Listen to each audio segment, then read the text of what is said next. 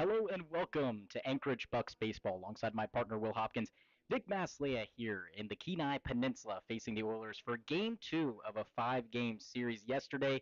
The Bucs took it 9-4 in a great win. We saw or excuse me, 7-4. So really good offense and really good pitching from this Bucs staff. Sarhat went on the mound and just a troubling fifth inning for him, but besides that, it was all nails for the pitching staff. Will.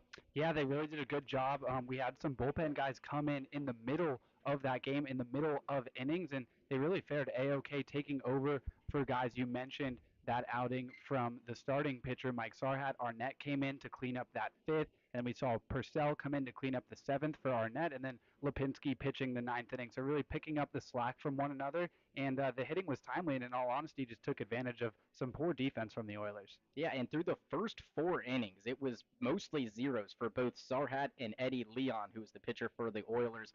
Sarhat was the made the Oilers go hitless. Of course, no runs scored either until that fifth inning, where he gave up just that one double. He ended up giving up one hit in his outing on 4 runs. Walked 2 people, which did not help his case in the fifth inning there. An error from the Bucs also did not help. Had 4 strikeouts in those 4 and 2/3 innings. So, like I said, was definitely a strikeout pitcher. And for Leon, he shut these Bucs hitters down. But once he came out of the game, Colby Reynolds was in, and the Bucs really took advantage of that. And on the hill, we should see another good pitching matchup for the Bucs. It's Cole Carlone making his third appearance, and then Max Sasaki. So, what do we know about Sasaki? Well, we actually know a good amount about Sasaki because he's pitched against these Bucks before. You guys in the lineup today who have played against him back in that last start, and we'll give you that full lineup when we come back. Yep, Carlone. We'll talk about him as well as we take a little bit of a break here. We'll bring you the starting pitchers, more about them, and the starting lineups, and more when we come back.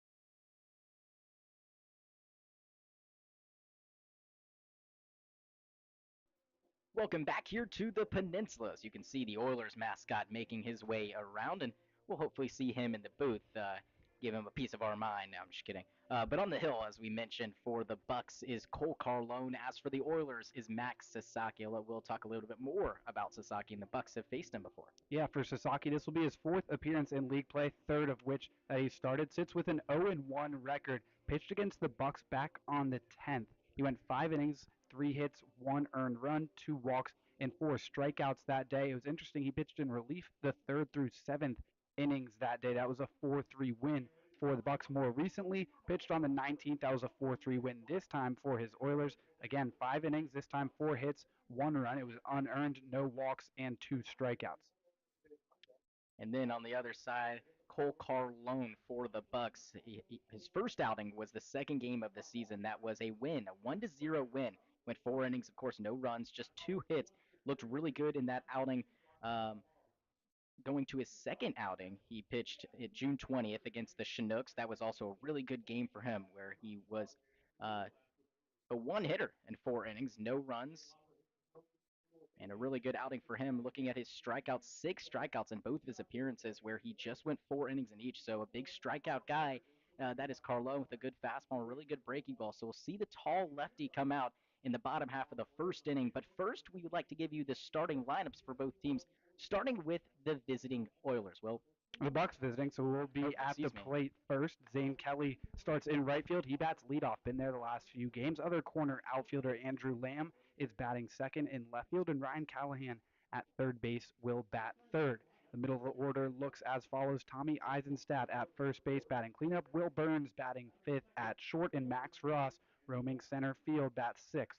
Brett Castillo will be the DH tonight. He'll bat seventh. Brody Briggs behind the plate Catching for Cole Carlone, he'll bat eighth, and rounding things out will be Christian Powell at second base. So Kelly, Lamb, and Callahan, Eisenstadt, Burns, and Ross, Castillo, Briggs, and Powell. Moving on to the Oilers, Petey Soto Jr. is in the lineup tonight. He'll lead off and play shortstop. Cole Dawson, his middle infield partner, will play second base and bat second, with Colin Robson in center field tonight batting third. Elijah Vogelsong Lewis back in left field batting fourth, with Ty Thomas at third base batting fifth. Cody New is at first base. He'll bat sixth, with Brock Worthgen behind the plate batting seventh.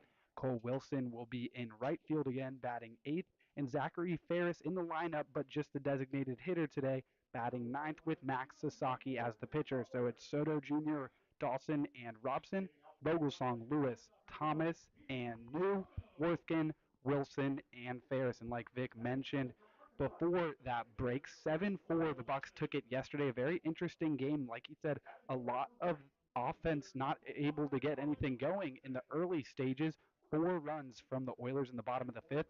The Bucs with that patented immediate response, scoring 3 in the sixth, 3 in the seventh, and 1 for good measure in the ninth. That was the second win for the Bucs against the Oilers so far this season in league play, winning that first matchup back on the 10th by a score of 4-3. Bucs sitting at 10-2 atop the ABL state. 5 straight wins for the men in black and yellow. They'll be wearing the camo today, though. As for the Oilers, down to third place at an even 500, 5-5 record. They'll be in white tonight with those big red numbers on their backs. PA announcer is just finishing up introducing the starting lineup to the crowd, and shortly thereafter, he will be giving them the national anthem, which, as you know by now, we can't give you due to copyright issues. So we'll take a quick break for the anthem, and when we come back, we'll have first pitch.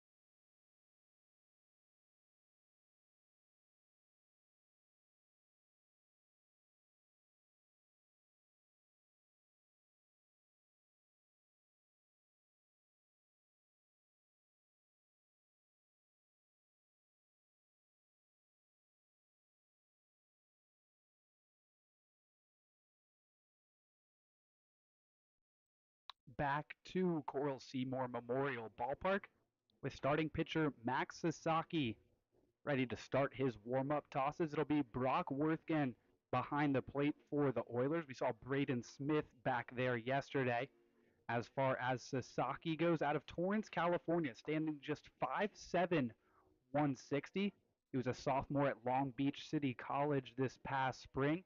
Had a 3.34 ERA in 29 and 2/3. Did not start a game all 18 of his appearances coming in relief, but did earn a 4-1 record, couple of saves, and an outstanding strikeout to walk ratio, 31 strikeouts to just 10 walks. Not quite as efficient of a ratio so far this season, 4 walks and 6 strikeouts, but still the early goings.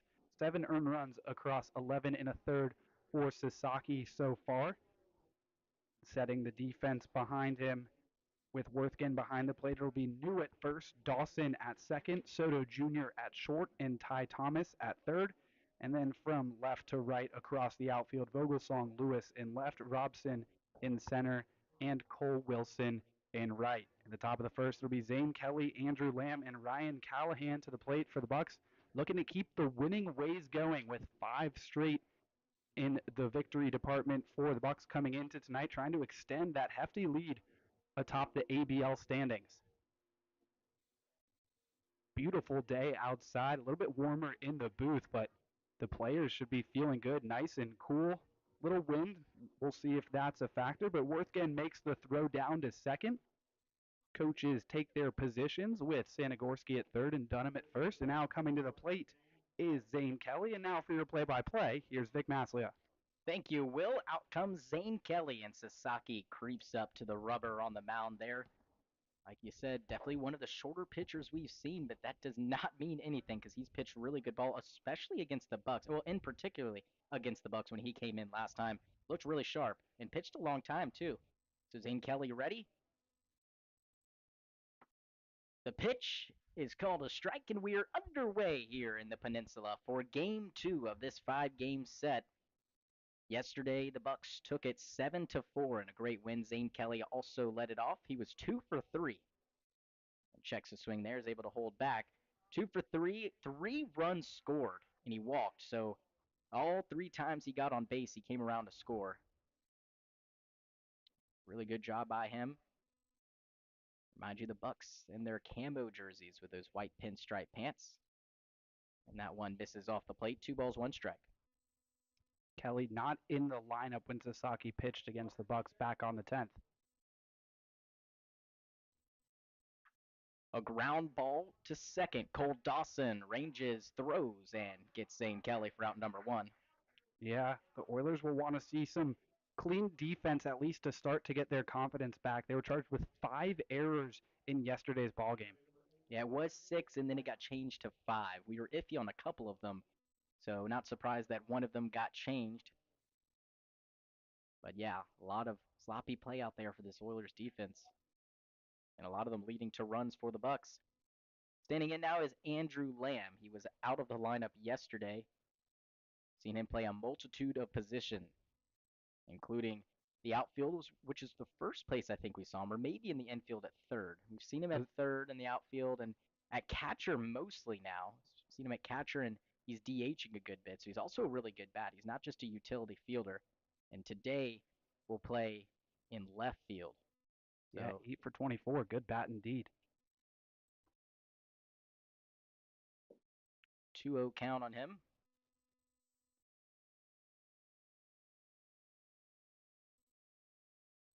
Lamb with 4 RBIs on the season and 6 walks, just 2 strikeouts. 2-0, still can't find the zone. Now a 3-0 count. Andrew Lamb with a double and a strikeout against Sasaki the first time around.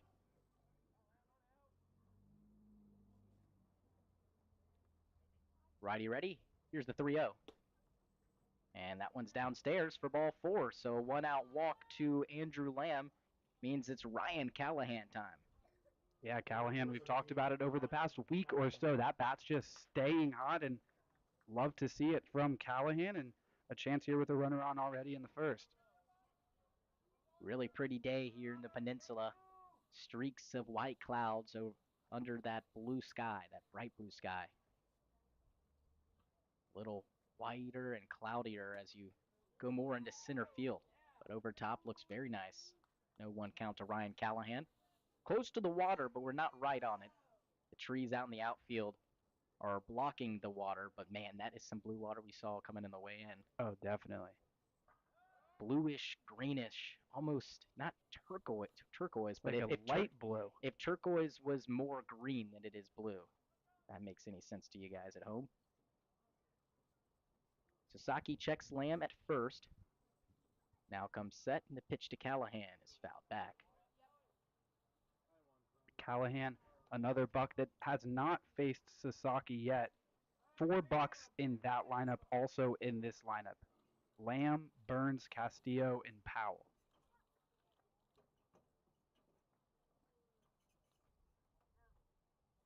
No balls, 2 strikes.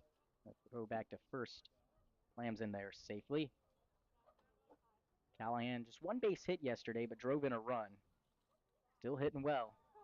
And Lamb over there at first, 1 for 1 so far this season on stolen base attempts. 0-2 just gets a piece of it foul. Ooh, look out. The umbrella section over there. Everyone having to scramble away as that ball pinballs off of the wood. On deck, Tommy Eisenstadt. He's out for blood after an 0 for 4 day. We do not see him 0 for 4 a lot, especially with a strikeout. 0-2 again to Callahan. Let's see if he checks his swing, and they say he didn't. The home plate umpire makes the call himself. So he did swing and went around. Yeah, no umpire positioned at third base on that play. So, like we've mentioned, makes sense for the home plate umpire to call it himself. And from here, it did look like he went around. Yep. Definitely difficult for that umpire that's in front of second base but closer to the first base bag. So now Tommy Eisenstadt, who I mentioned was 0 for 4 in last night's game. Don't see that too often.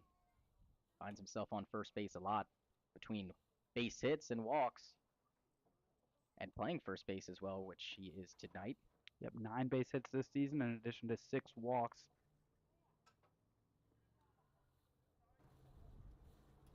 1 ball, no strikes. Sasaki trying to just face 4 Bucs here in this first inning. Floats that one away. 2 balls, no strikes.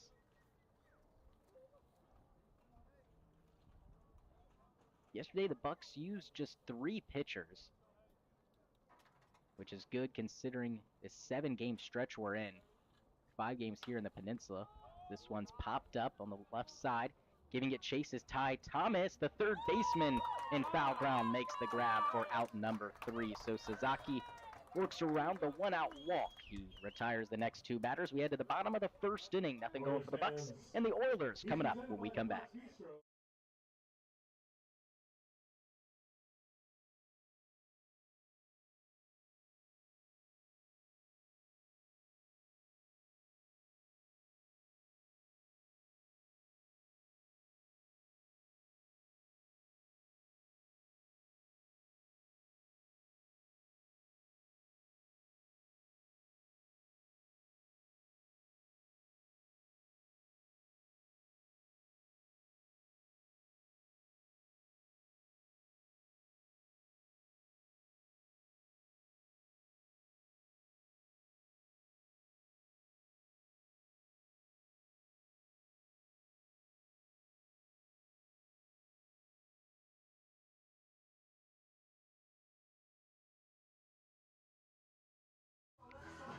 Welcome back, bottom half of the first inning.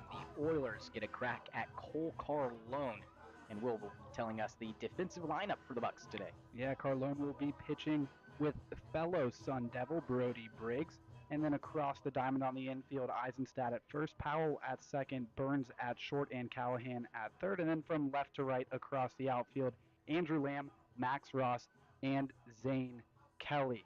For Cole Carlone, 6'5", 220 from Tempe, Arizona, and playing his college ball there as well. Was just a freshman this last season, 41 2/3 innings. Like we talk about every time he's on the mound, the only downside, we don't have that bat in the lineup. That's exactly right. We haven't seen Carlone bat in a couple of days, but that's been just fine because the Bucs have been doing just fine. So give him some rest before his start, and hopefully he can go 5, maybe even 6 innings if he has a good outing. Considering how long the Bucs pitching staff wants to send him for, that's Montez and of course head coach Bill Springman's decision, as well as Dunham, who's the bullpen guy. And interestingly enough, Carlone had an RBI single against Sasaki back on the 10th.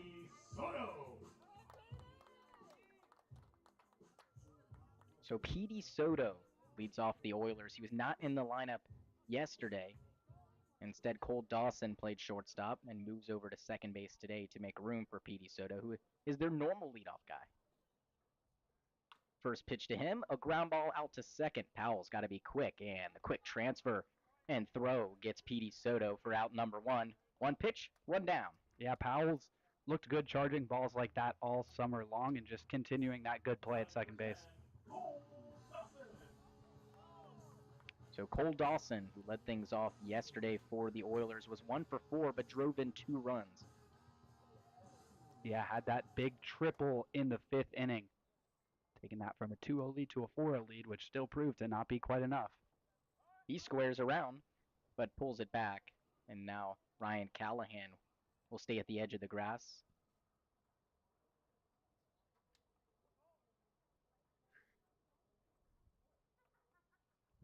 One ball, no strikes. Here it is from Carlone. He squares again and pulls it back again.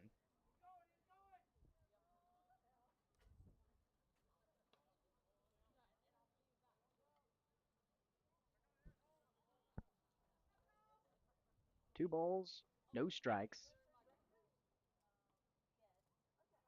Carlone in the windup with nobody on. A called strike as Dawson squared again. Interesting to see him squaring so much, especially with that big 2 RBI triple yesterday. Tried to lay down a bunt, I believe, yesterday. It was a really good one, too, but the Bucs defense able to get there quickly. And now quickly the count evens up 2-2. Don't expect him to square here. 2-2 on the way, and that one's outside. Next 3 games also here in the Peninsula. 5 straight, no days off, 7 straight actually, if you think back to the minors and the pilots before this game. A tapper out to Carlone. He turns and throws for out number 2. What I really liked there from Carlone is he was quick to get to the ball, but then once he got it and spun and was able to see first base, able to see how far along Dawson was, really slowed down. Not only did he not rush the throw, but didn't throw it too hard to Eisenstadt because there was no need. Yep, that's what PFPs are for. They practice that play all the time, and it's not it looks easy, but sometimes that ball's got some funky spins. So getting there fast is important, but sometimes it might take a crazy spin on you. And Carlone able to make his body big and get in front of that baseball. So Colin Robson is back in the 3-hole. The 2-hole yesterday was rough work. We do not see him in the lineup tonight. Robson was 0 for 4 with a strikeout. The 1-0 pitch to him is in tight. And he was super unlucky to be 0 for 4, a diving grab by Max Ross in center field, robbing him of a hit. And this is a bat that the Bucs need to be careful of. The only 2 home runs for the Oilers so far this season. 2-0.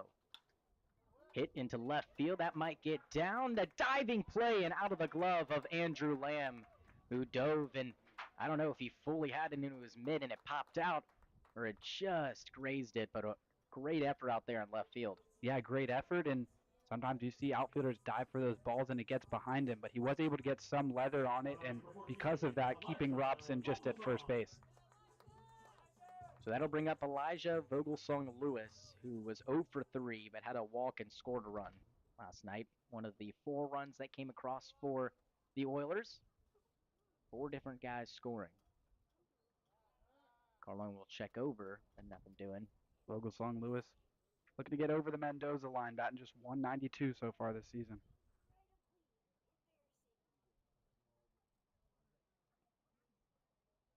Carlone with the runner at first to deal with and is now in the stretch. He fires a strike.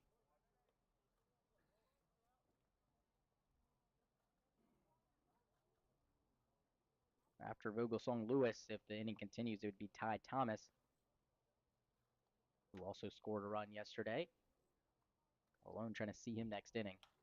Popped him up straight on the infield. Will Burns, Ryan Callahan. Who's it going to be? And it'll be Callahan for the 3rd out. So Carlone works around that 2-out base knock from Colin Robson and gets Elijah Vogelsong Lewis for out number 3. We head to the top of the 2nd inning, still scoreless in the Peninsula.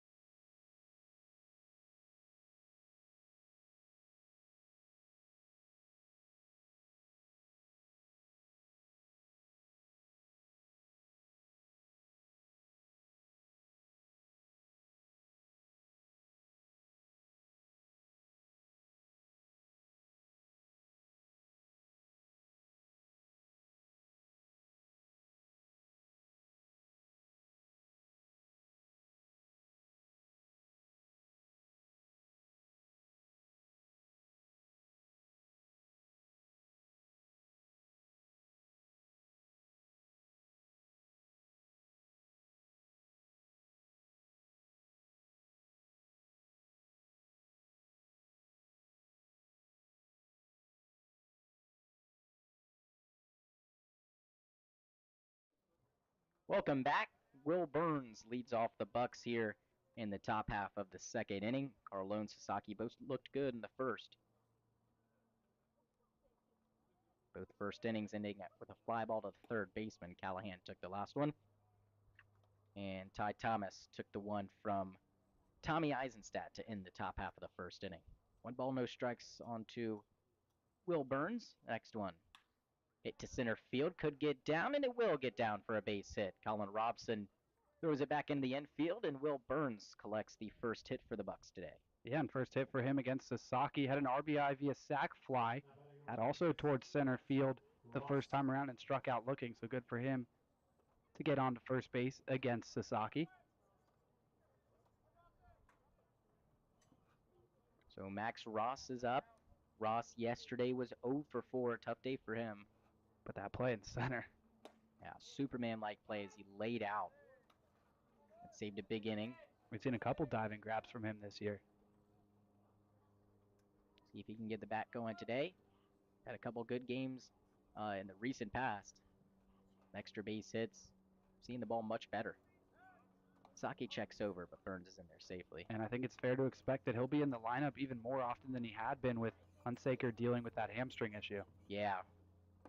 Don't know the full details of Riley Hunsaker and that injury, but we know it's something that has been lingering for him for a good bit. Burns fake steals, and that one's fouled back by Max Ross. Brett Castillo is on deck, designated hitter. Haven't seen him in the lineup as much.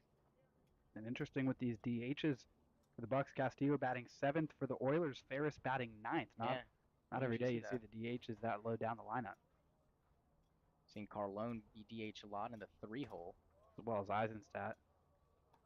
Lamb has also been the designated hitter, batting towards the middle of the order. Love to see Castillo get a chance with 2 on and nobody out. But first, Max Ross has to work around a 1-2 count from Sasaki. Brings that red leather glove over his ear. Runner goes. Ross hits this to center field pretty deep, but hanging up there for Colin Robson. And he takes it for out number 1. Yeah, and Burns was going with the pitch, it looked like, but did a good job of looking up and locating that baseball, realizing he needed to pause between first and second, and then eventually come back over to first. Jonah Washersug in the comments asking who made the graphic. We want to thank Jonah himself for the great image that you see between innings. Couldn't wait for my shout out, huh? But yeah, Jonah does such a great job. Obviously, that's the graphic you see in between innings. We'll flip it to that graphic right after this one. First pitch to Brett Castillo misses for ball 1.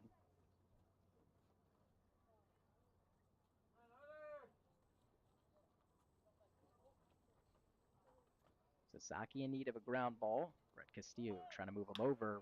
Burns goes on the pitch as this one's grounded to third. Ty Thomas has one play, and a great pick at first by Cody New. Scooping it off the dirt. That takes care of Brett Castillo, and luckily for the Bucs, Will Burns was going on the play. Yeah, great pick by New, and like you said, if Burns wasn't going on that play, we'd likely see Thomas go to second. Not sure if he would have been able to turn 2, but would have gotten the lead runner. Burns able to prevent that, and saw some wild throws yesterday. New handling that one really well. So Brody Briggs came in yesterday, just had 1 at bat though.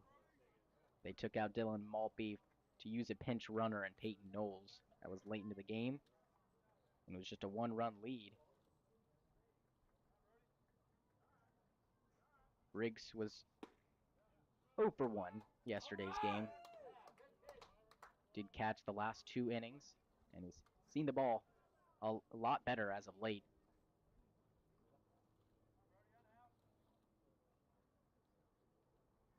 No balls, 1 strike. 4-hit game for Briggs a couple days ago. And because of that, average up to 357 now. What's wild about this Bucs lineup is it's not the best on the team. Eisenstadt 360, Burns 379. Callahan a few less ABs, but 611. In a hole here, 0-2 count. See what he does with it.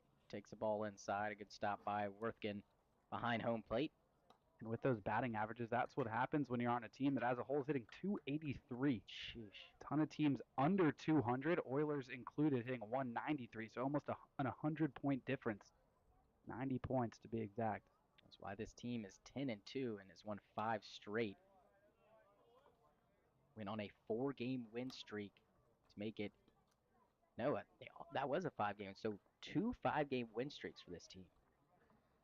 They're on a 5-game win streak and then went into league play, came back and lost to the Pilots.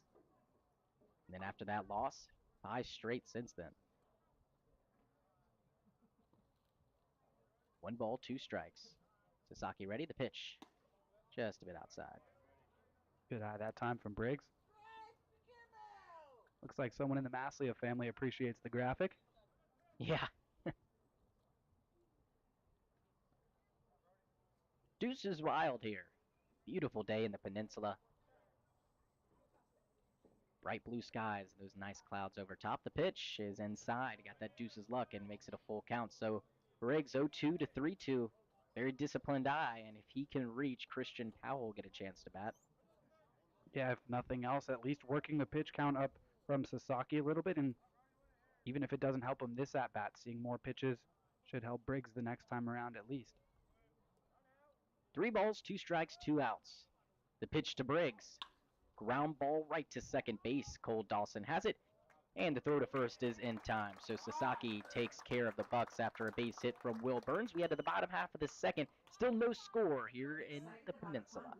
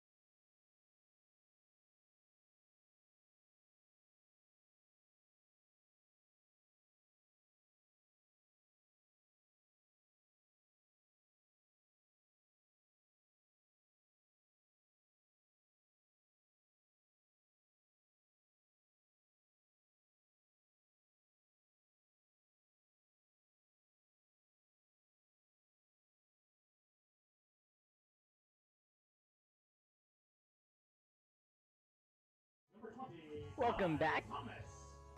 Still no score here in the Peninsula. It's going to be Ty Thomas, Cody New, and Brock Worthgen due up for the Oilers here in the bottom half of the second inning.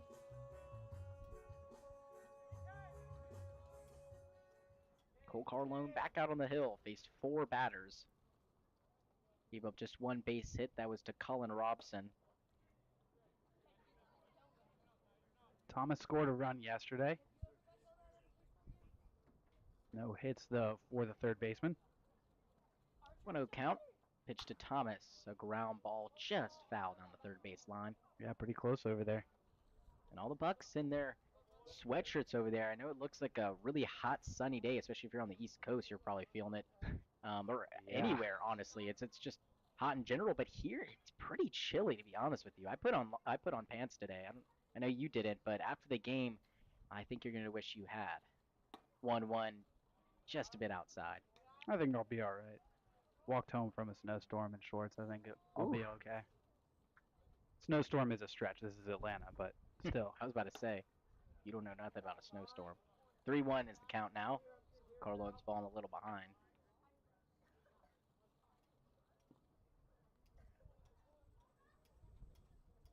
Thomas awaiting. Here's the 3-1 pitch. Hit to center field. Max Ross will have to play that on the hop. Yeah, just hit right up the middle by Thomas. You're talking about Carlone falling behind in that count. I'd love to see him go deep into this ball game. 4 innings in each of his first 2 starts. Would love to see him be able to go 5, maybe even 6, and in line for a win. So Cody New grabs a bat. He was 1 for 3, scored a run, walked, and struck out twice. Didn't play the field yesterday. He was over at first and made a great pick. One of the ground balls to the left side. Picked it right off the dirt. And we were talking yesterday, hadn't been at the plate yet prior to yesterday. Had served as a pitcher. An interesting batting stance. Old and timey. Sticks his backside out there with the arms stretched out in front. And no batting gloves. Very old school looking swing. Kind of just flicks that bat out there. Down on the count 0-2 and taps it right back to Carlone. He'll underhand toss that to Tommy Eisenstadt for the first out here in the bottom of the second inning. Yeah, smart play going to first. A little bit surprised he didn't just look at second to see if the option was there, but didn't want to get himself into any trouble and got the sure out. So Ty Thomas advances to second base. That will bring up the catcher, Brock Worthgen, who is in for Braden Smith. I'm sure they rotate out between the two. Worthgen does not have as many at-bats. Metot also in that mix. Oh, no, excuse me. Worthgen has more at-bats than Braden Smith and more at-bats than Metot. So Worthgen is their main guy. And Braden Smith as well as Metot are 2 other catchers that the Oilers go with. 4 games for those 2, 7 for Worthgen, so now 8. Worthgen's struggling, just 3 hits and 20 at-bats. Just driven in 1 run so far. They've struggled at the plate as a catcher position in total. Metot 0 for 13 and Braden Smith 1 for 12. So looking for some consistent production. And 9 Ks too for Worthgen, who's at the plate. Tied for the second most on the team. Next one is hit into left field. That'll be down for a base hit. And now they're going to send the runner as that one is off the hands of Andrew Lamb and it goes deeper into the outfield. So the Oilers will take a 1-0 lead on the misplay by Lamb out there.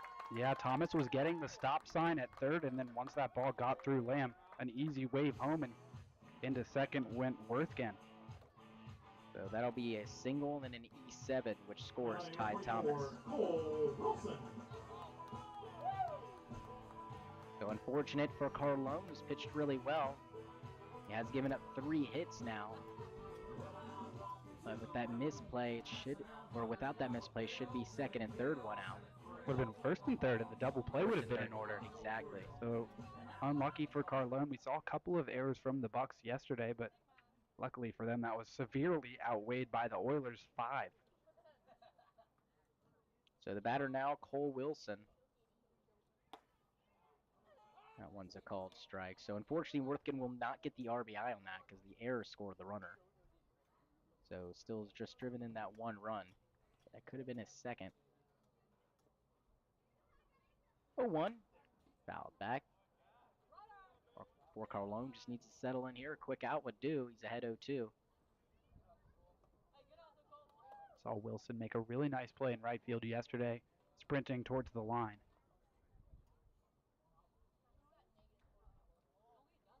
No balls, 2 strikes. 1 down as this one's flared into foul ground, giving it Chase Eisenstadt, but that will exit into the seats.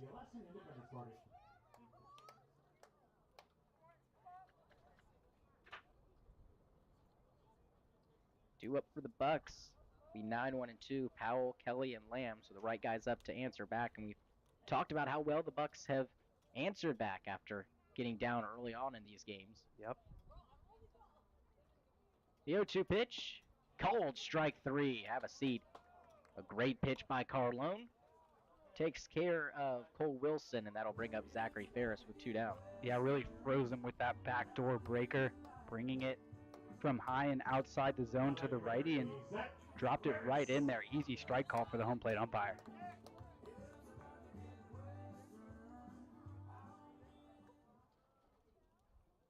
So Ferris is on with two out for the Oilers. Still that runner in scoring position in the form of Brock Worthgen. First pitch is just a bit upstairs.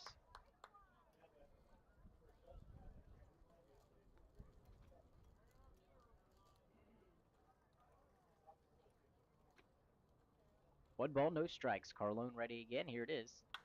Popped him up on the infield once again. It looks like it'll be Callahan to make the grab to end this second inning, and he will. So last two innings, Callahan has taken care of the final out, but the Oilers do get one. A base hit from Worthgen and an error in left field brings him home. It's a 1-0 game as we head to the third.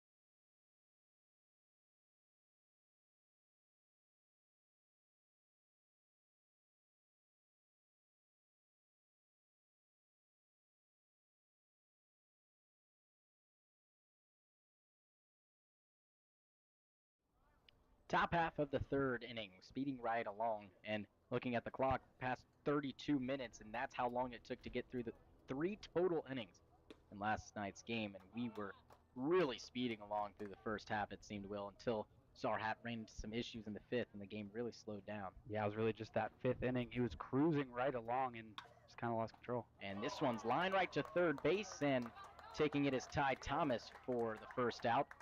A good swing by Christian Powell, just comes up unlucky.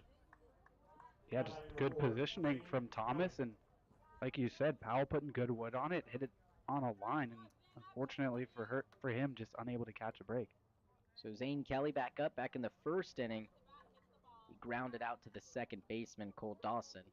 Looking for some better luck here. Takes a called strike.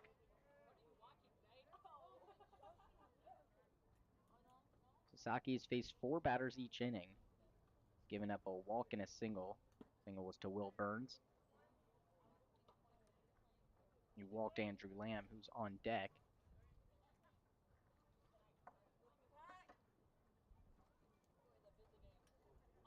One ball, one strike.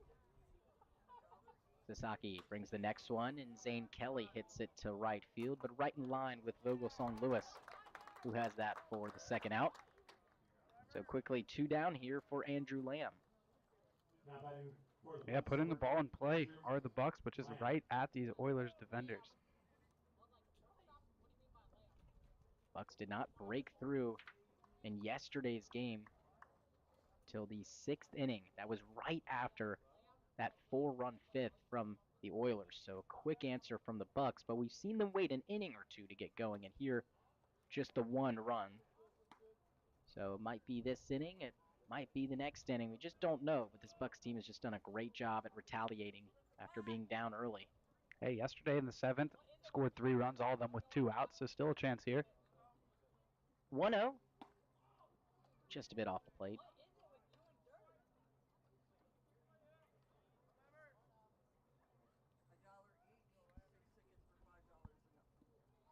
Sasaki not getting some of the calls for the home plate umpire, but the Bucs will take it. And the 2-0 now. Swung on and fouled back. On deck, Tommy Eisenstadt, Ryan Callahan, who struck out.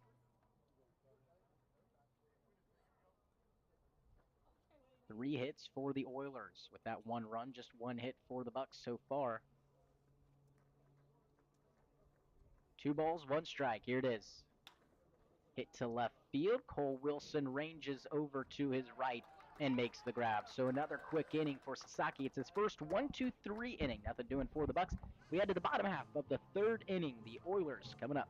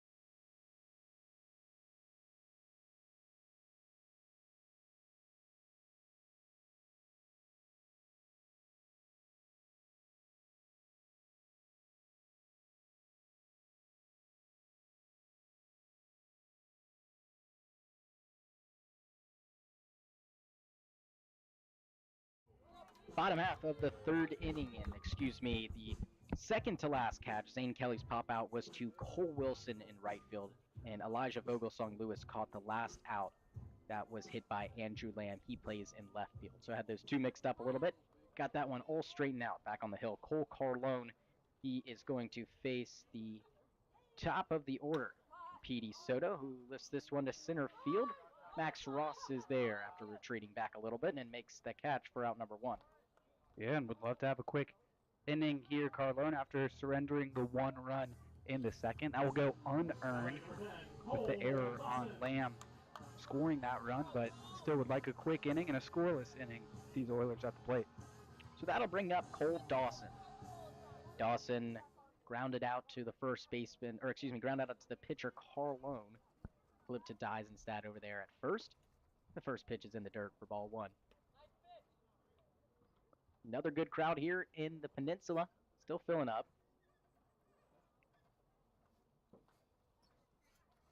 The 1-0. This is a called strike. Yeah, saw a few more fans yesterday, but like you said, still early on today, so some more could be coming in, but remains to be seen. 1 ball, 1 strike. That one's downstairs. And just to clarify, Will is wearing pants today. Wearing shorts, I should say. I did get a comment from my mother who is listening. I do have clothing on, don't Yes, worry. so Just not as long as Vic's clothing. Guess I should have said he's wearing shorts. I thought it was clear. I thought it was clear too, but that might be my mom just messing with me. But if that was the case, I don't think I'd be sharing that on the broadcast. Yeah. But don't worry, that's not going to happen. I feel like it's better that we said it and just didn't leave it out there, even if someone might have thought so. 2-2 is in the dirt. That one skips way up there. Finally comes down. Your mom doesn't think of me very highly, does she? I guess not anymore. Probably thinks you're a little weird. Wouldn't be totally wrong, I guess. Nothing wrong with it. And a 3-2 count for Cole Dawson. Pitch from Carlone. Ooh, just a bit downstairs. That's the first walk given up by Carlone. Giving up 3 hits, but he's really making these Oilers earn it. And strikeout to walk ratio coming into play today, 12 strikeouts, 3 walks. So yeah. Not a huge walk guy, has 1 strikeout so far, like you said, that being his first walk, and I think a pitch that he wanted the call on. Definitely didn't miss by too much. How about number 25, Colin Robson? So Colin Robson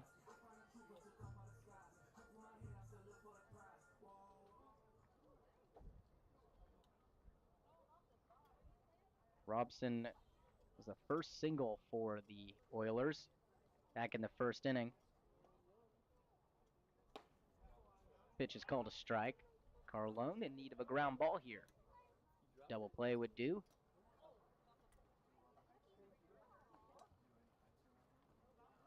Be interested to see how long Carlone goes, how long he's set to go, and how many pitchers the Bucs will use with 3 more games on the docket after this one. And 3 more games doesn't sound like a lot, but the Bucs have already played 3 coming into this game in a row. Pilots, Miners, and a first game here with the Oilers, so a 7-game stretch. And Carlone will be a large part in figuring that out, how he looks out there, how quickly he's able to get through this lineup. It's in his hands. 0-2 lined in left field down for a base hit. So back-to-back batters aboard for the Oilers as they try to start a rally here in this 3rd inning. Yeah, nice job by Robson that time, going the other way with it and hitting it on a line. Just the 1 strikeout from Carlone. Both appearances, 6 strikeouts in 4 innings, respectively. So definitely not what he's going to so far early here. Maybe these Oilers doing a good job of hitting early in the count and not letting Carlone set him up for a strikeout. But he does have the stuff to do it. As Vogelsong Lewis hits this shallowly in the right field. That one's going to get down in front of Zane Kelly. Big stop sign around 3rd base for Cole Dawson, and all of a sudden bases are loaded with 1 out as that flare got down and right. Yeah, only benefit was that it was hit high enough that Dawson couldn't be for sure. Otherwise, that had hung up a decent amount. There was some air time, so if Dawson was just able to sprint the whole way, he probably would have scored, but wasn't able to do that. And we said it a couple batters ago, even though things aren't looking great, still just a ground ball away from getting out of this unscathed. And that will prompt a mound visit from Coach Montez. Haven't seen him have to come out to talk to Carlone, who had just given up his first run in any of his appearances back last inning. And that being unearned, but still has given up 5 hits so far and 3 hits in the 2 starts previous.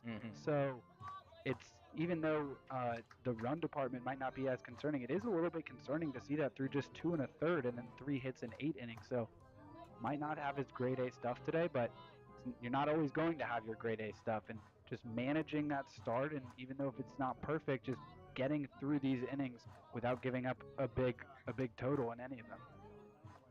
So with that strikeout not being his friend so far today, not that it can't be in the future, you really would like to probably focus on trying to get his infielders involved, especially with a ground ball and set up that double play. Fly ball's risky if it's hit far enough, most likely a sac fly. But that's all talk just to get out of the inning with not giving up another run, which might be a tall order to ask for with the bases loaded and just 1 out. Ty Thomas is the batter. He had their 2nd hit of the game, coming back in the 2nd inning. That led things off, and Carlone was able to work around that. Infield almost straight up. The corners are in a little bit. Eisenstadt at first is up on the grass, and Ryan Callahan is just about a foot or so from that infield dirt or infield grass. The middle infield pinching towards second base and hope for a ground ball double play. 1-0 pitch hit over the head of Will Burns. That'll get down for a base hit. Scoring easily is Dawson. Robson gets the green light. He'll come around with no throw, and it's a 2 RBI single for Ty Thomas as the Oilers take a 3-0 lead. The Oilers are really barreling up these balls from Carlone, hitting line drives to the outfield, which is not what you want to see, obviously, and that one over the head of Burns and right between Lamb and Ross, and easily scoring too. And significantly, Vogelsong Lewis getting over to third, so still a chance for a sac fly for the Oilers. So 3 straight base hits from the Oilers.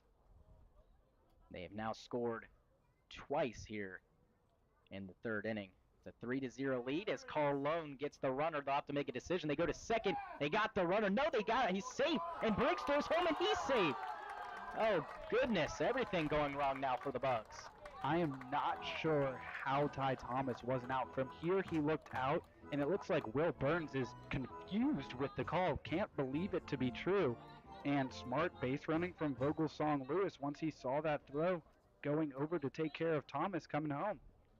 Yeah, and you can't blame Eisenstadt. He had to give the runner Vogelsong Lewis a look at least to prevent him from going home off the crack of the bat, or excuse me, off the throw from Carlone. And that one look probably got Ty Thomas in there safely, but like I said, has to do it. And now News tries to lay down a bunt. So similar going here a little bit earlier on that the Oilers are scoring a 4-0 lead for them, and the Bucs can get out of it. It's very similar to what happened yesterday, and a 4-run lead is not safe by any means for this Bucs offense. Yep, not against these Bucs. All 4-run lead yesterday from the Oilers. A little bit surprised to see News squaring to bunt, given that these Oilers have been hitting Carlone pretty solidly so far. Yeah, and I thought for sure that Thomas was out at second base as a ground ball to third. Ryan Callahan checks the runner, throws to first for the out, and then back to third, but in there safely is Thomas, who advances one bag, but two are down. Yeah, good thing there to just take the out because Thomas was kind of dancing around, and if Callahan started to focus on him, I think he would have made it back to second base safely. And with that long throw, plenty of time for Ty Thomas to get to third when Callahan had to throw it to Eisenstadt, and then Eisenstadt had to throw it all the way back across the diamond. Almost a little risky as that throw by Eisenstadt. Not the best, and almost pulled Callahan off the bag. Yeah, good job by Callahan. A little bit surprised Eisenstadt made the throw because I didn't think he really had a chance of getting Thomas over there. So Brock Worthgen, who had a base hit last inning, in that play, it did score the first run in Ty Thomas. That was not an RBI, though. An error in left field by Lamb allowed Thomas to come around and score. So Carlone with two down has given up 3 runs in this inning, and that's hit up the middle and will get past Will Burns. So another run will come to score. It's Ty Thomas, and his good base running means that he gets a run scored, so it's now 5-0 Oilers. Yeah, Carlone and Burns both close to making that play, but ball going just past each of their gloves. Oilers really open things up. Another base hit from Worthgen, who is now 2 for 2. Dawson, Robson, Vogelsong, Lewis, and Thomas have all scored. A pop-up to center field. Max Ross has it, and he wraps that one in leather for out number 3. But the Oilers put up a 4 spot against Carlone here in the bottom half of the third. The score is now 5-0 here in the Peninsula. The Oilers lead it.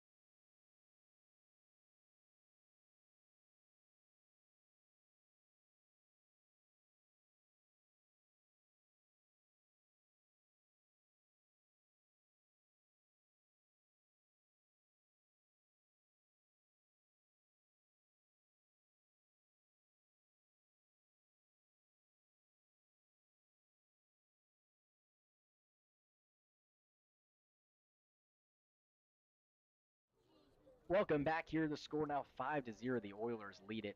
And now with the play-by-play, here is Will Hopkins. Thank you, Vic. 4 spot put up by the Oilers in the bottom of the third. Bucks now, the job is to just chip away at that 5-run deficit. Ryan Callahan, the first to the plate, takes a strike. Struck out back in the first inning. Max Sasaki working with a 5-run lead. Looking to pick up his first win of the season.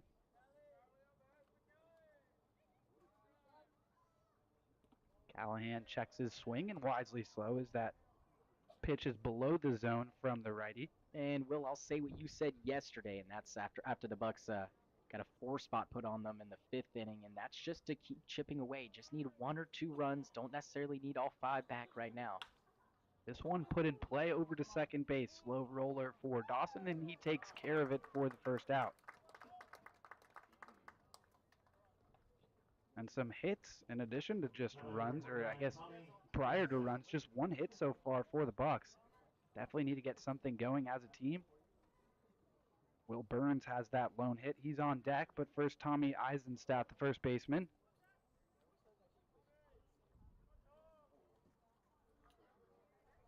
Flew out in foul territory to Ty Thomas. Takes a strike. And Sasaki's got that slow breaking ball that just finds its way in the zone. You'd think that the Bucks would be able to pick up on it by now, seeing him for the second time. Not just today, but seeing for the second time this season. But you really don't have to pitch super hard to be effective, especially in summer ball. Eisenstadt not in the order that day. Swings at this one, hits it out into center field, and that gets down for a base hit. 1 out base runner for the Bucks. In the 4th, it's Tommy Eisenstadt. Yeah, you could tell it was a really good swing by Eisenstadt. That ball had so much tail to it. It was tailing towards left field. It really shows you that he brings his hands in, and he hits it almost like a fade in golf. Or is that a draw? That's a fade, but I don't think that you can control it, really. Yours just kind of happens. Huh? Exactly. And I'm not saying he can control it, but the way he controls his swing, that's the effect. And when you have that effect, it's usually a really good swing. Yeah, no, it was. Didn't swing too hard. Was trying to hit it the other way, seemed like. Sometimes when you have a pitcher who isn't throwing the hardest, we don't have a radar gun, but it doesn't seem like Sasaki's bringing the heat. The temptation can be to try to mash it, but sometimes the better strategy is the other way around. This one hit hard into left center, but it looks like it'll hang up for Colin Robson, and it does. Eisenstadt will go back to first base, and after just 2 pitches, Burns is retired. And looking lately, or actually through the whole game, we got about 5 or 6 flyouts from this Bucks team. Seems to just be getting under the baseball. And with a guy like Sasaki throwing a little bit slower than usual, especially that breaking ball, it's so easy to drop that barrel head and drop it a little too much and pop it up into the air. So the Bucks just have to make that adjustment, try to hit down on the ball a little bit. Max Ross, one of those guys who's flown out. Hitting it to the man who just retired Burns. That's Colin Robson in center field. Want to know the count to Ross.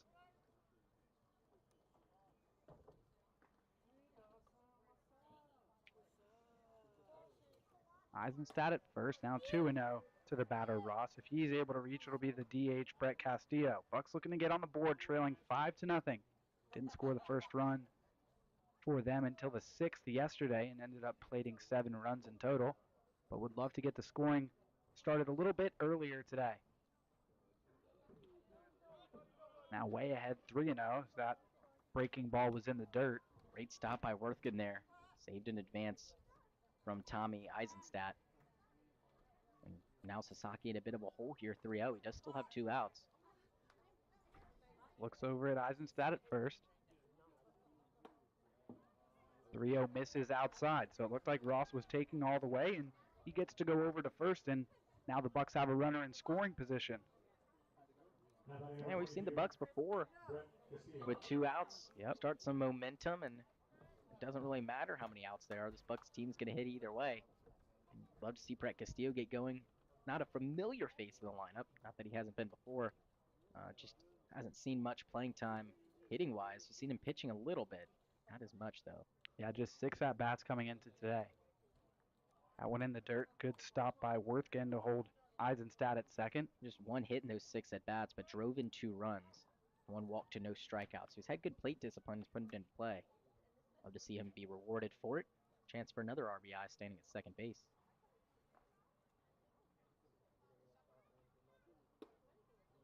1-0 finds the outside corner. And we've talked about it. Doesn't seem like Sasaki's throwing the hardest, and if that's the case, going to have to live on those corners. Good pitch that time. Just 5-7 for the righty. Long pause. Yeah, if I were Castillo, I'd step out. Surprised he didn't. Maybe a good tactic though. Way outside, great stop by Worthgen, and for Saki, maybe he lost a little bit of his rhythm trying to just force Castillo to step out, and Castillo wouldn't budge. Also a bit of an interesting delivery, kind of moves that left foot behind him and then pauses for another brief second and then starts his full motion. Like even with guys on. Excuse me, there looks like there's already an arm up in the Bucs bullpen. Tough inning for Carlone. 5 runs on him, not all earned, just 4. Looks like it might be Elijah Dew out there. He's been teased a couple of games trying to get in the game.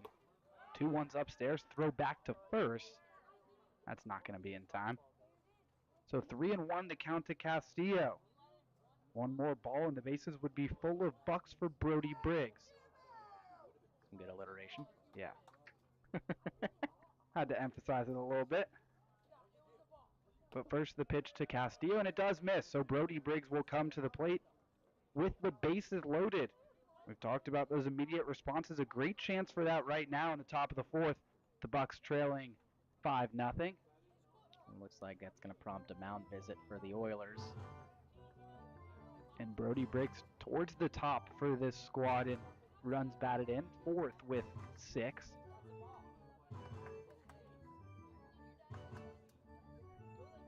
Pitching coach Trey Holmes.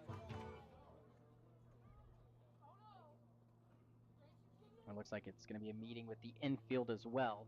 We'll talk things over a little bit.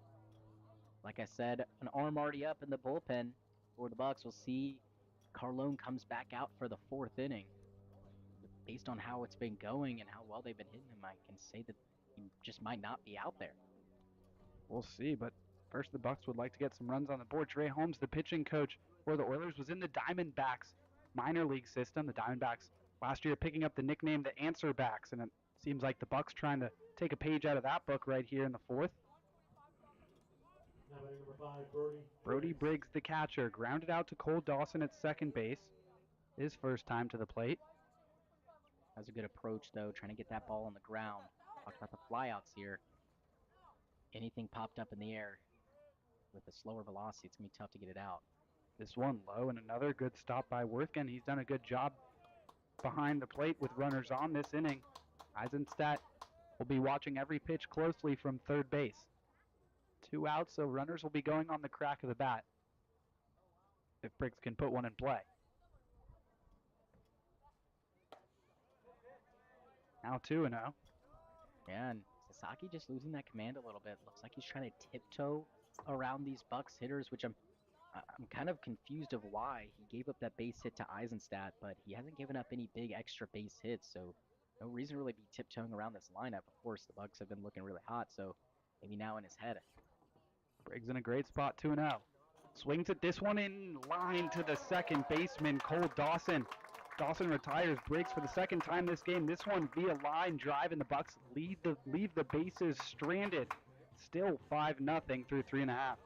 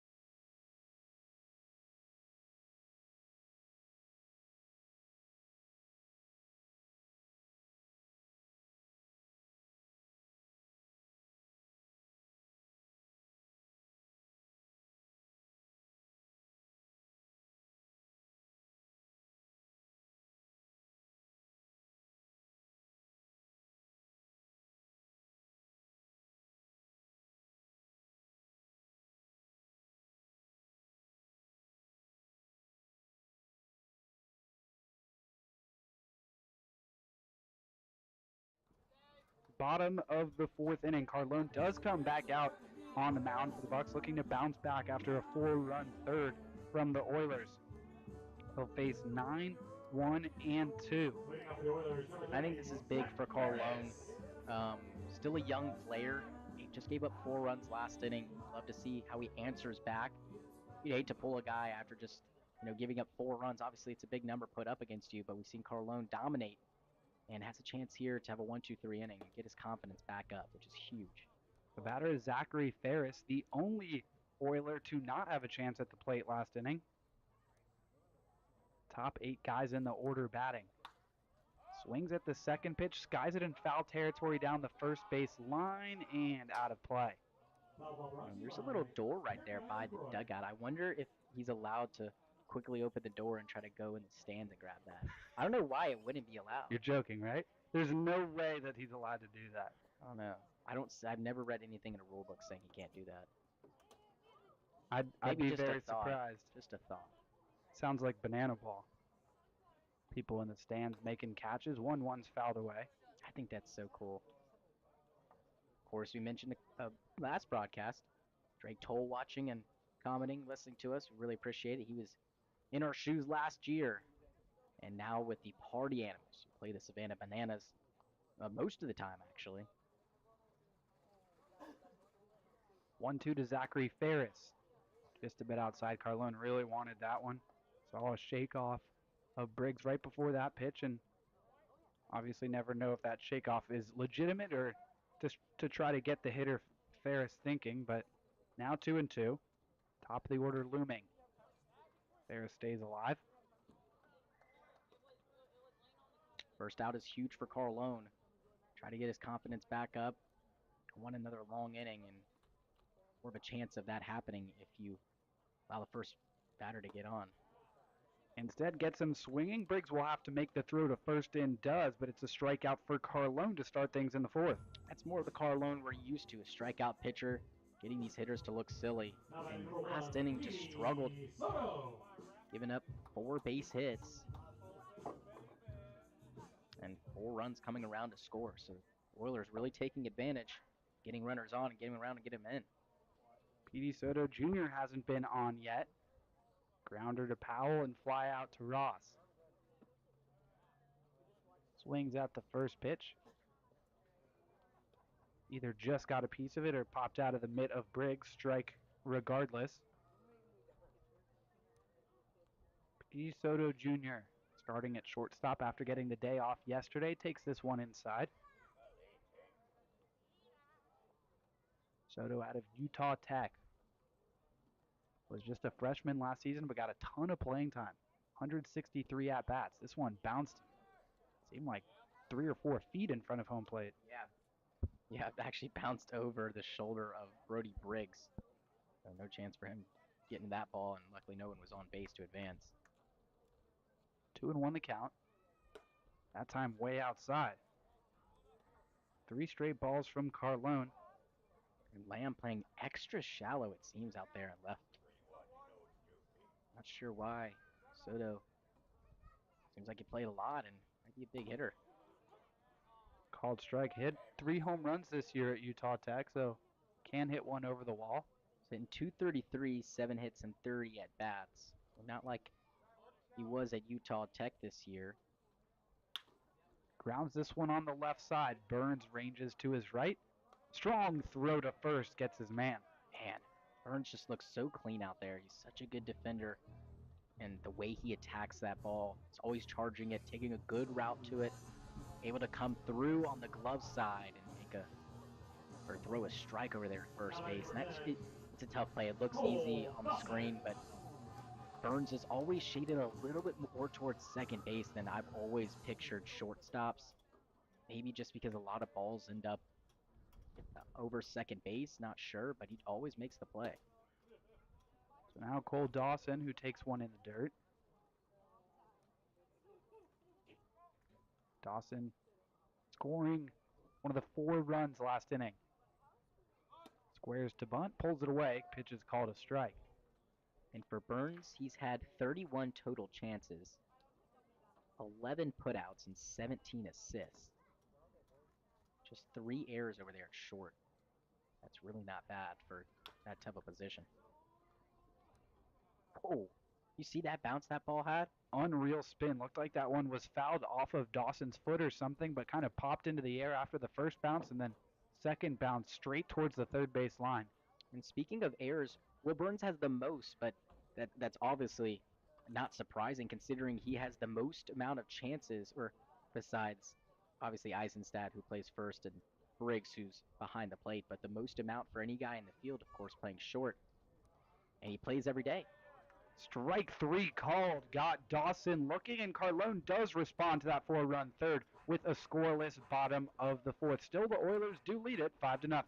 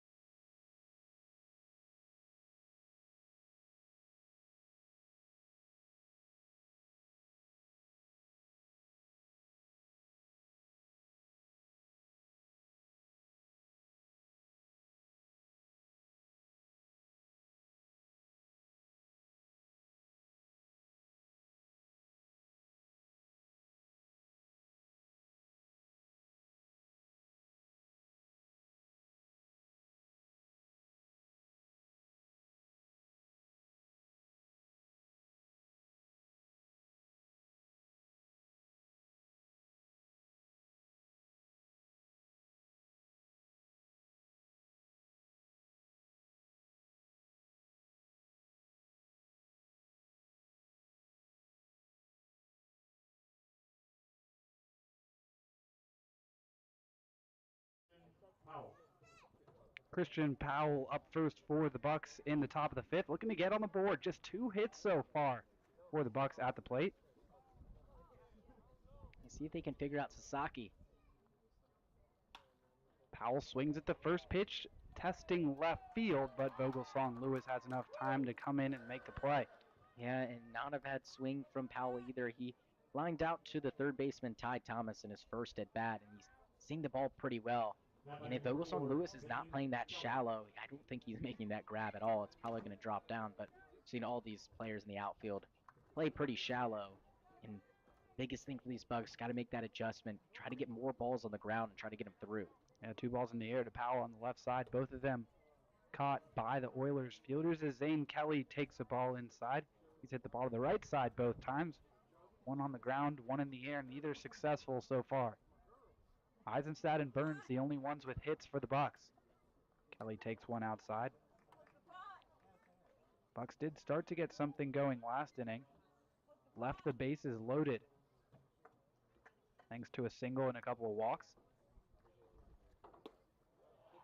Pitch is low now, 3-0. Unfortunately, Brody Briggs lining out to the second baseman, Cole Dawson, to end that frame. But Kelly threatening to get to first base with a 3-0 count. Sasaki up to 64 pitches, and his 65th puts Kelly on first. Yeah, last inning Eisenstadt was aboard with a 1-out single, reached third, but that was it. And now 1 out, a runner on, and for the Bucs, just try to get more runners on before that second out. Will Burns came up, flew out to center field, so it was 2 on with just 1 out. Love to flip that around and have 2 guys on with just 1 out. Lamb's been on. He walked back in the first inning. Also flew out to Vogelsong Lewis and left. Watches this one outside, so Sasaki struggling with command a little bit here. 4 straight balls to Kelly, and now starting off Lamb in the same fashion.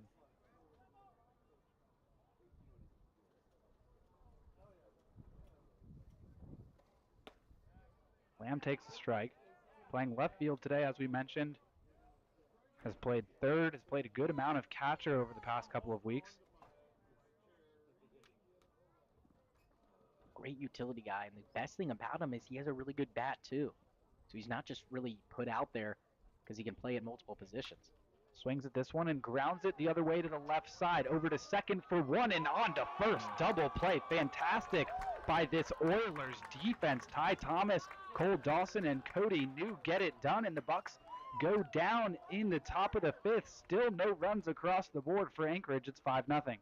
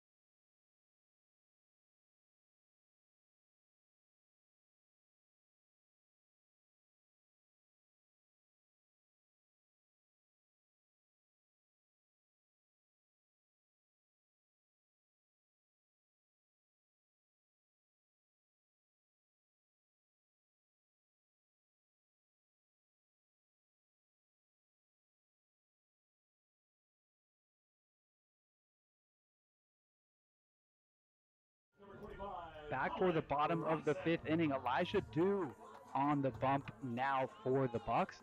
Out of Johnson University in the Knoxville area. Hasn't pitched in a few days. Pitched in that 6-5 win against the Pilots 5 days ago. Gave up 2 hits and was quickly pulled with Brody Purcell coming in to make the save with first and third. Nobody out, nobody coming across. But Dew, I know, definitely excited to get back out there and respond after that rough outing. He was expecting to get on just a couple of days later, but the Bucs winning by run rule didn't enable that to happen as that one misses inside. Yeah, and the biggest thing for Dew, just that one base hit, and then had that weird bunt play. I can't remember. I don't remember if that was that game. He's had a couple weird plays like that, though. No, that wasn't the bunt play, but it was a tough play for him to make. And just a little bit rattled. And here his command's a little bit off, falling behind 3-0. He's got a good fastball, 2-seam, a changeup, and curveball as well. Pretty early in the game for Dew, just the 5th inning. We'll see if he goes multiple. He's able to find the strike zone. Now 3-1 to Colin Robson. Been a tough man to retire. 2 hits in 2 plate appearances. Yeah, like I said, 4-seam, 2-seam, curve, and changeup is his arsenal. Robson fouls this one back, and good job by Dew battling to run this count full. Man, the thing we've seen from Dew is once he gets comfortable, it seems like he finds a zone, and it's a very clean game. But once he gets a little bit rattled, especially if a guy gets on or a weird play, we've seen weird plays happen with him on the mound, not necessarily his fault. That's just gotten him to a little bit of a funk. 3-2 swung on and missed. Elijah Dew falls behind 3 balls and no strikes and battles back to get Robson swinging. First time the Bucs have retired him today. Yeah, and that was a moment where Dew kind of brought himself back, going 3-0, found the zone, and like I said, once he finds that zone, literally finds a strike zone or just finds a zone, theoretically, he's cruising. And after that first strike throw, 2 more right after that, and he just breezed that last fastball by Robson.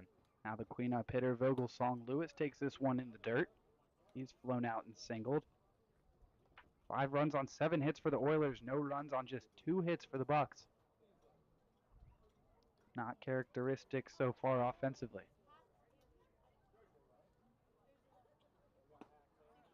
1-0 finds the zone. And not on the stat sheet, but definitely important to note, Dew was in that combined no-hitter against the Chinooks. He pitched in that 6th inning. The 7th inning was the last inning, so came in right there and was able to sit down the Chinooks and prolong that no-hitter.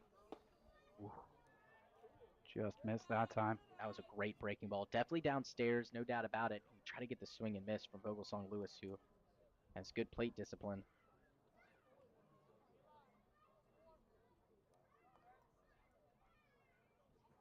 Count now 2-1. Long pause from Dew. Now he brings it. Big swing from Vogelsong Lewis. Fouls it straight back. Yeah, and Vogelsong Lewis probably thought he just missed that ball, and Dew's probably thinking, I'm surprised he got a piece of that, and now wouldn't be surprised if Elijah tries to climb the ladder, go back there with a fastball, or maybe goes back downstairs and throws a dirt ball, curveball. Not sure. If I were him, I'd trust the fastball. That's how he got Robson out. And might do the same thing to Vogelsong Lewis. 2-2 the count. Low and outside. Might have looked like the changeup tailing away from Vogelsong Lewis. Definitely looked at something a bit off that. And there's our ball boy, Coach Springman, collecting that. Not sure if that's what the people up here are laughing about. Count's now full. 3-2. Hit in the air on the right side. It looks like it's going to go into foul territory and out of play. And be a little worried about our car. Yeah, that's why I said that. It looked right in line with it. I'm hoping it's the car next to us, though. Sorry if you're listening. You could have just said, I hope it doesn't hit a car. I know. I really do hope it doesn't hit a car. We've had that happen to, I believe, Brody Purcell and some of those guys. I guess a couple other players are in that car, too. A lot of them carpool together. That one got the backlash, got shattered. 3-2 again, swung on and missed. Dew gets his second strikeout of the inning. This time it's Vogelsong Lewis, and I'll be looking to strike out the side when Ty Thomas comes to the plate. Like I said, he found that first strike after falling behind 3-0 and just found the zone, and in his head found the zone. And once he does that, there's really no turning back. He is a well-oiled machine, but the way he's gotten into trouble, some awkward, wacky plays or leaving something over the plate against the Chinooks, a leadoff base hit really just spiraled him out of control, and a tough outing there, and unfortunate in his last go-around. He was pulled after just 2 base hits. Would have liked to see how he could bounce back from that. Great breaking ball that time. Just stayed a hair inside, but Thomas, just like Robson, 2 for 2 against Carlone. Dew trying to retire him for the first time today. Looks like it was the changeup to get Vogelsong Lewis. Pitch was low, and it didn't look like the fastball, and I don't think it had the hook of a curveball. 1-0 towards us. Yeah, looking at the monitor again, it seemed like it might have been that changeup, or was the curveball. Didn't have the craziest movement, but whatever it was enough to get Vogelsong Lewis. Definitely got the job done. 1-1 low and away. Dew will hope to face New in the 6th. He's on deck. Dew hasn't gone multiple innings yet, I don't believe. No, he hasn't, but maybe today will be the day. This one in the air to right. Going back and then coming in is Zane Kelly. Loses his hat, but finds the ball for out number 3. So 2 strikeouts and a fly out for Dew. And a clean bottom of the 5th inning. We head to the 6th with the Bucs still trailing.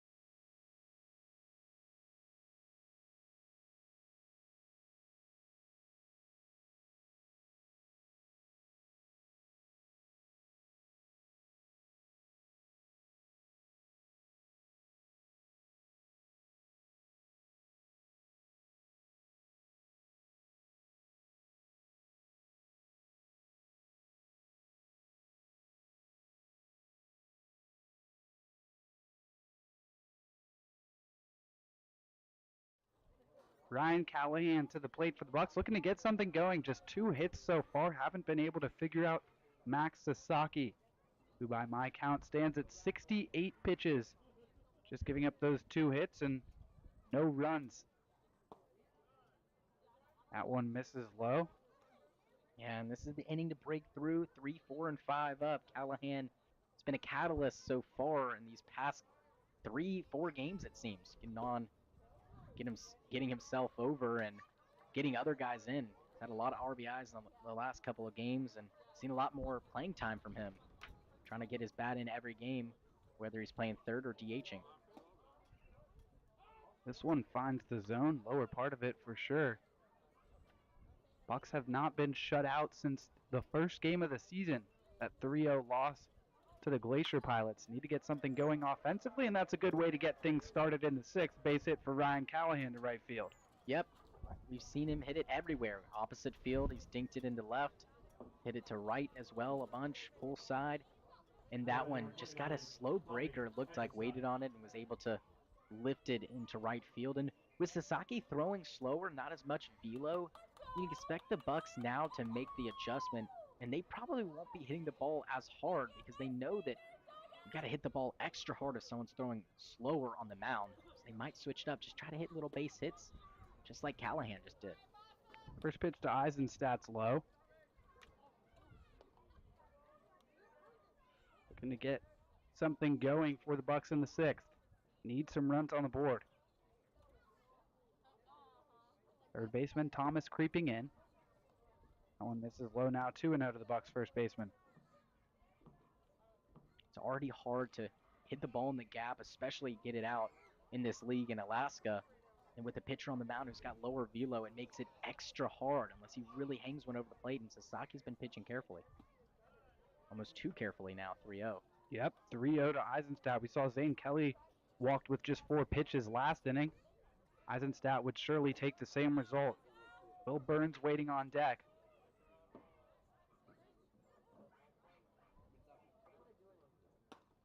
And he lost him. Yep. 4 pitches. And for Sasaki, you know, like I said, just been pitching a little bit too carefully. Last inning was lucky, or excuse me, a couple innings ago was lucky to get out of it, but drew 2 walks to these Bucs batters back in the 4th inning. In the 5th inning, had just 1 walk against him.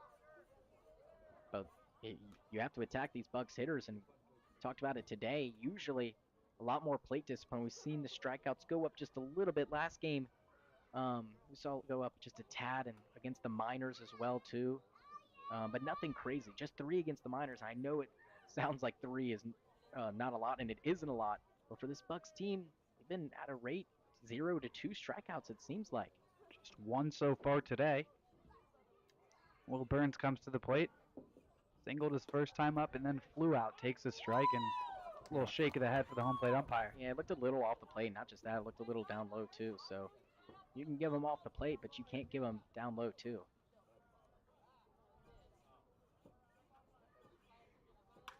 Oh, 1 grounded on the right side. Holds up for Dawson, and he makes the throw to first, but Burns does advance 2 Bucs into scoring position.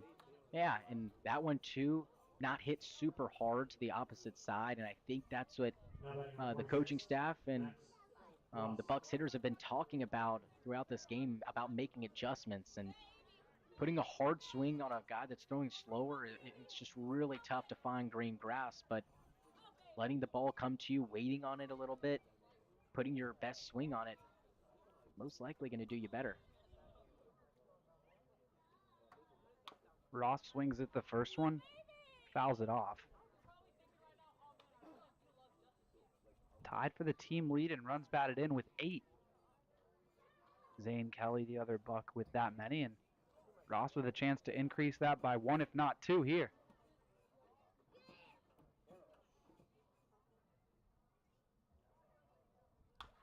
Swings at this one, grounds it to the right side yet again. Another chance for Dawson, and he makes the out, but Ross does add to that RBI total, bringing in Ryan Callahan from third. Eisenstadt over to that base, and now the Bucs are on the board. It's 5-1. Yeah, and for Ross has just, well, he had 6 hits and 26 at-bats, but yeah, now 9 RBIs, so He's doing a good job of driving runners in, not necessarily hitting the ball all over the place with a 230 average or under 230 now. 2 away for Brett Castillo, takes one up and in. Has recently been heating up, so those RBIs should just go up even more, but sac flies, ground balls like that, done a good job of just getting runners in no matter how. Castillo fouls this one straight back. By my count, Sasaki up to 82 pitches.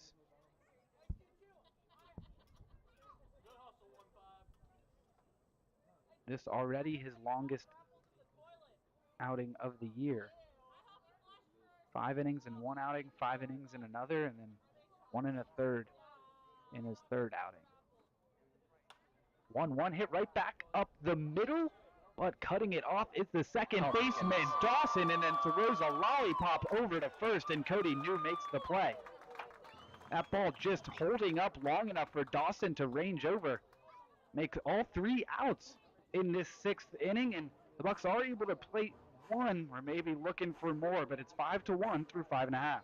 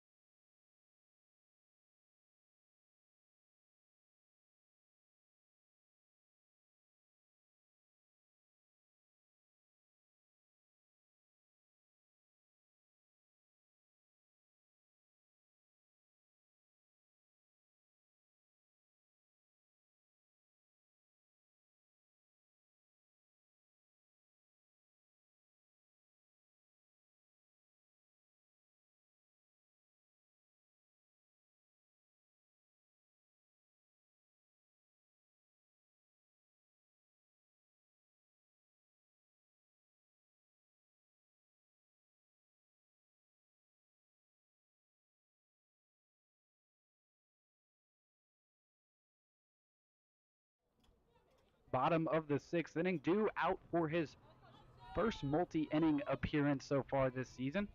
Pitched a clean bottom of the 5th inning. And how about Cole Dawson that last inning? Not only the last play, which was definitely the most impressive he had, but making all 3 outs, throwing the ball over to Cody New, who's now at the plate. And none of them were very easy plays at all. A lot of them he was ranging towards first, which, yes, is an easier throw, but he had to kind of short arm it the way he was going to first base. So 2 very good plays, and then, of course, ranging towards second.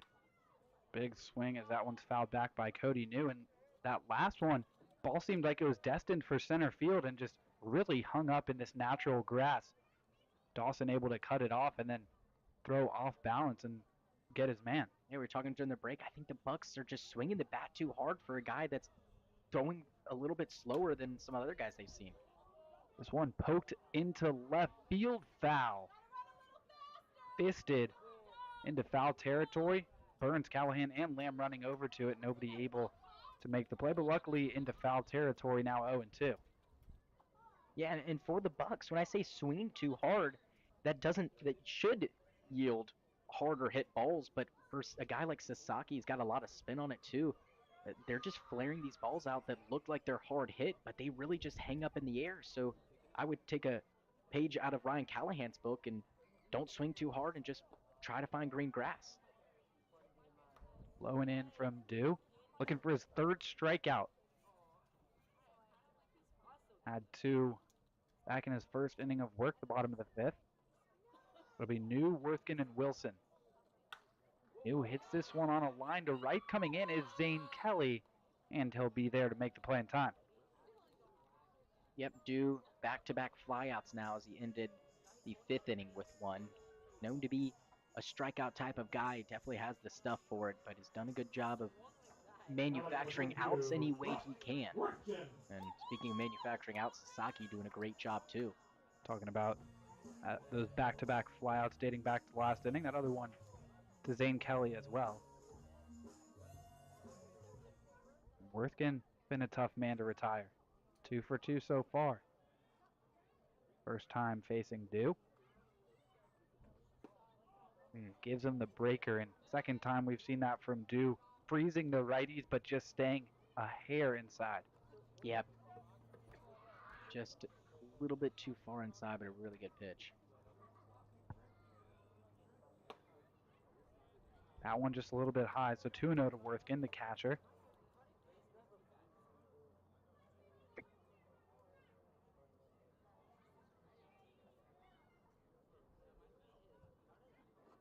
Here comes the 2-0. That one's outside, so 3-0 to Worthkin, but we have seen Dew battle back from a 3-0 already tonight. Would love to see him do it again. Doesn't need the strikeout, though. That's what happened last time.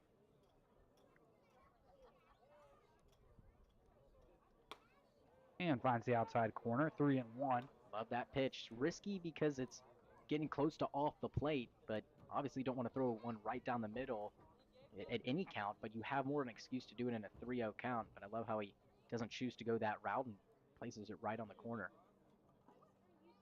3-1, swung on, hit high in the air to center field. Max Ross has it covered and makes the second out. And Dew's been doing what Sasaki's been doing all game, it seems, and getting these Oilers batters to pop up the ball, dropping the barrel head too much on it. And for Sasaki, he uses that curveball really well, and he's able to get the Bucs hitters out front on it and pop it up. And for Dew, I think these guys just a little bit late on the fastball and just getting under it. Cole Wilson hitless so far today. Interestingly, 7 hits for the Oilers, just 4 players. Robson, Thomas, and Worthkin with 2, and then Vogel, Song Lewis with 1. And Max Ross is trying to find whatever's in the outfield that the umpire's telling that he wants off the field, and not sure that there's anything there. As Ross is putting up his arms saying, I don't know if there's anything for me to go get. Not really sure what the umpire could see all the way from behind first base. If Ross can't see it, that it's right in front of him. Maybe something fell off as he was getting that last fly ball that he didn't realize fell off, a piece of equipment. Yeah, now the home plate umpire looks like he's getting somewhere to be, so. Maybe Andrew Lamb found it. Oh, yeah, there it was a little frisbee. I think the right behind the outfield wall is a disc golf course. I think someone may have had a wayward shot, and Lamb will toss it back over. Hopefully whoever's playing can find it. Yeah. Good thing that didn't come in and interfere with the play. I know, very close. I wonder when it happened exactly. Yeah, I didn't see it come into the field of play, but good job by the umpire spotting that. It was a greenish yellowish one, so kind of tough to see on the grass for Ross as Wilson fouls this one back. It's interesting, the umpire, I guess he had some sort of view where Ross couldn't see it and he could, but that's really funny because that was a neon colored frisbee. I'm shocked that Ross couldn't see it, but there's that shadow over there in the warning track created kind of by the wall and the trees. Cole Wilson, the right fielder, with Ferris on deck, but the Bucs will hope to see him in the 7th. Swing and a miss that time from Wilson, who's struck out once already today and now behind 0-2. Dew looking for his second straight 1-2-3 inning, keep this 4-run lead right where it is for the Oilers. Here comes the 0-2. Got him looking, strike 3 called. Third strikeout for Dew. It's a second 1-2-3 inning for Elijah Dew. Still, the Oilers do lead it 5-1. The Bucs will need to get something going when we come back.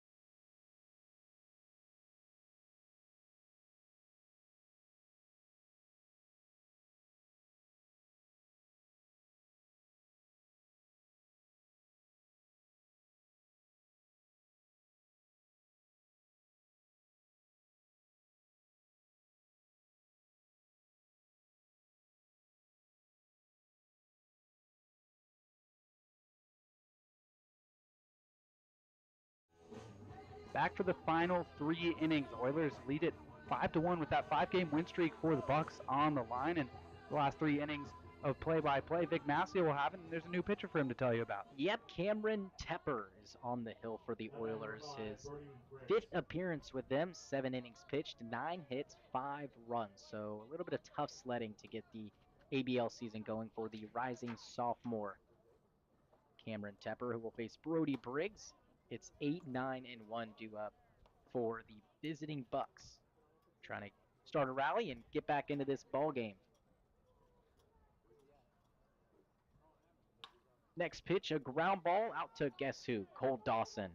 He fields, throws. It's a low throw, and it's in the dirt and not handled by Cody New. It's going to be either a base hit or an error by Cole Dawson, who did not charge that baseball, and I don't think he was expecting Brody Briggs to get down the line that fast, Will. Yeah, probably just saw his position as catcher, but we've talked about it all year. Brody Briggs does not run like a catcher, and a little bit surprising from Dawson. He's been very sure-handed, especially last inning, and it's not a good throw that time. Threw it low to Cody New, who was scooped out a great one back in the 1st inning. That one not able to be handled by him. Still awaiting the official scoring. Home team scores. Single for Briggs. Interesting call for that. Looks like a patented play out to second base. If Dawson charges that and fields it like he normally does, Briggs is out by a mile. 0-1, a called strike. And even if he fields it the way he did, he throws a strike in Briggs' out. It's a close bang-bang play, but I'm pretty sure that they had Briggs beat. I definitely expected that to be scored in error, but Briggs and the Bucs will take it. Especially Briggs, who's been swinging a hot bat. Only pads his average as he's taking a big lead off first base, it looks like. 0-2 to Powell, misses outside. Bucs have had plenty of chances considering they've gotten the leadoff batter on this inning, the 6th inning. And going back to the other innings, I guess they have gotten the second guy on. So they've done a good job of getting guys on, not just with 2 down. Seems like they've had a lot of chances with 1st and 2nd on, and some good plays by the Oilers defense. 5-4-3 mixed in there. Sasaki just finding any way to get these Bucs players out. Back in the 4th, had the bases loaded and was able to get Briggs to line out. Yep. Looked like a close pitch that time. Powell able to get the umpire to keep quiet. Will Burns led off the 2nd with a single and a stolen base, but then a fly out and 2 groundouts was it for the Bucs. See if Tepper can give him something to work with. Not for Christian Powell, who takes a called strike 3 on the outer half. He is retired for the 1st out, and that will bring up the top of the order in Zane Kelly. Yeah, tough to go down looking that time for Christian Powell, and out slowly starting to dwindle. That's how it's been happening for the Bucs. Either gotten the leadoff guy on and have been slowly retired, or have gotten the 1st out, gotten another guy on, and that's just been erased. Only 1 double play, so it's not like the Bucs have gotten unlucky with multiple ground balls. But the right guy's up, the top of the order. Zane 0 for 2 with a walk. Fouls that one off his foot. Tepper, the lefty, comes in to face a heavy lefty lineup for the Bucs. Zane Kelly, Andrew Lamb,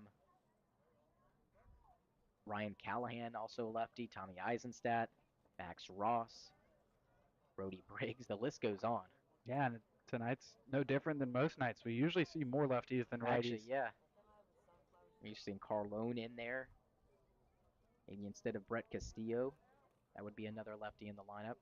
See how they face off against Tepper, and Zane Kelly's down in the count 1-2. Bucs need to get something going, and this might be the inning to do it with Kelly and the rest of the top of the order due up. 4 hits on 1 run for the Bucs. Runner goes. Zane Kelly pops this one up and foul ground. Ty Thomas giving it chase, but that's going to exit into the crowd.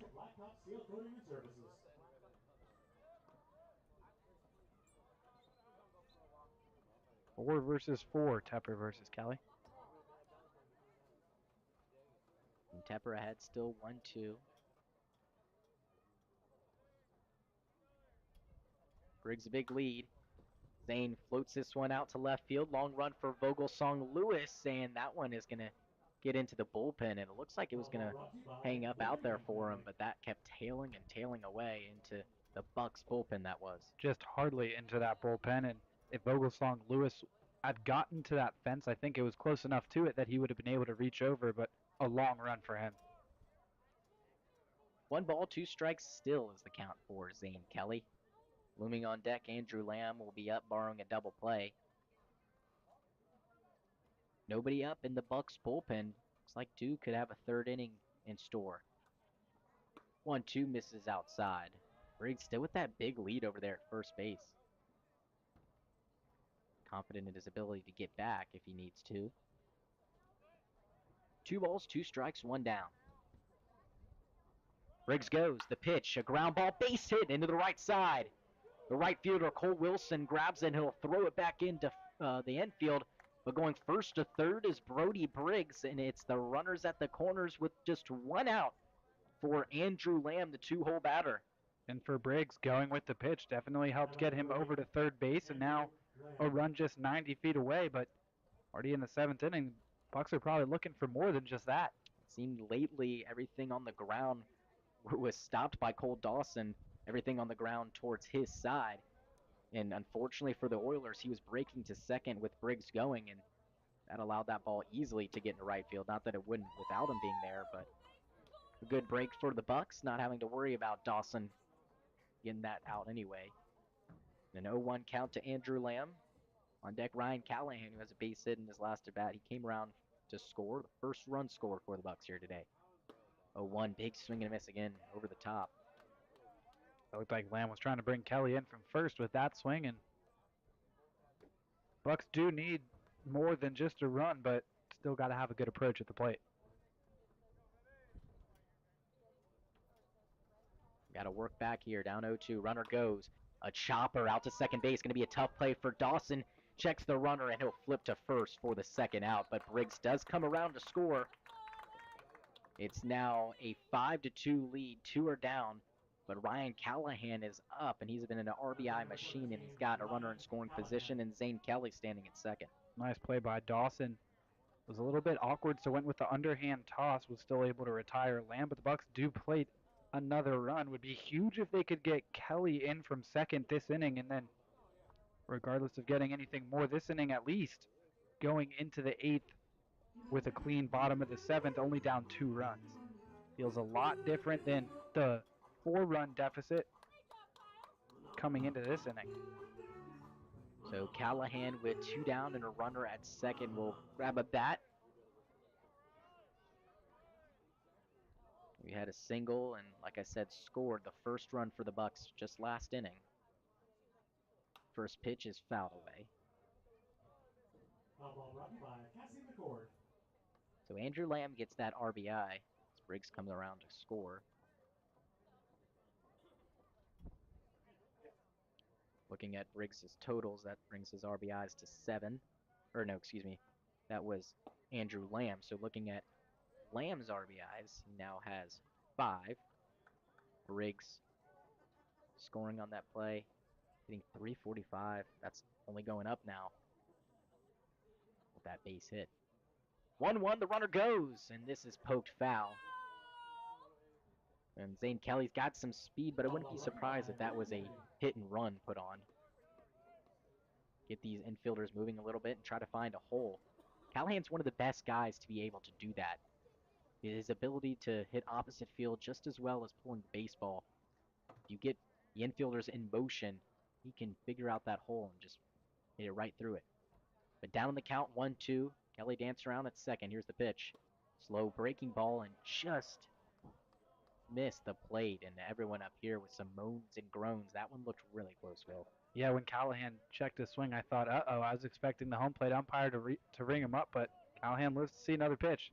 So Deuces Wild, still a beautiful night here in the Peninsula. The 2-2, swung on and missed. Got Callahan, who took his front hand off of that. He swung through a fastball from Tepper, who gives up the 1 run. It's now a 5-2 lead for the Oilers as the Bucs get one back. We head to the bottom half of the 7th inning. Time to stretch here in the Kenai Peninsula. We'll do the same. We'll be back with you after the break.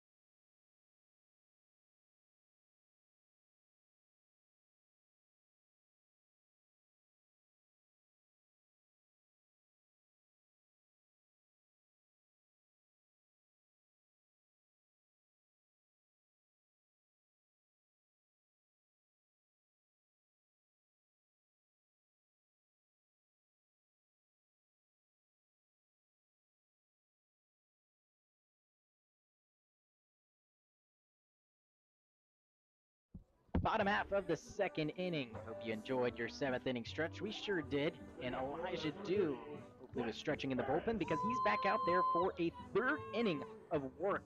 And a bit interesting because he had just pitched 1 inning in his lone 5 appearances. Yep, we talked to him. He was looking to start going multiple innings, gets that chance here tonight. Excuse me, his lone 4 appearances. Well, actually 5 if you considered the non-league game. So yeah, 5 appearances, including that non-league game where he just went 1 inning. He used a lot in the later halves of most games and was put into the middle of the game here, and he's done well so far. 1-0 and gets a ground ball to Tommy Eisenstadt at first, and he takes care of that himself for the first out. And for Dew in his 3rd inning, I'm sure he'd love a quick one. Not sure how equipped he is to go super long, so the shorter the better. And who knows, maybe even if it's lightning fast, he could get a chance for a 4th, but got to take it 1 pitch at a time, and he's looked really good so far. So with Ferris retired, that brings up the top of the order, and Petey Soto Jr. First pitch to him, a called strike, and that was the first ground ball that Dew got in his 7 at-bats. 3 flyouts, 3 strikeouts. See what Petey Soto Jr. has in store for Dew. Takes another called strike. Quickly head 0-2. Another arm has begun warming up in the bullpen. So most likely will be Dew's last inning. Can't imagine they'd sent him for 4 considering he's only gone 1 inning in his other appearances. But you never know. 0-2. Called strike 3. Petey Soto Jr. heads back to the dugout.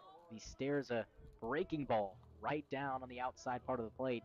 And that's been the put-away pitch for Dew. That's now his 3rd looking strikeout, 4th in total. And if I'm not mistaken, all 3 of those looking strikeouts with the breaking ball. So not burying it in the dirt, but instead just freezing these batters, and they can't seem to pull the trigger on it. No, they can't at all. And Cole Dawson bats with 2 down quickly. Dew's been working very fast. He squares to bunt, but that ball is outside. He's been squaring, seems like, all game.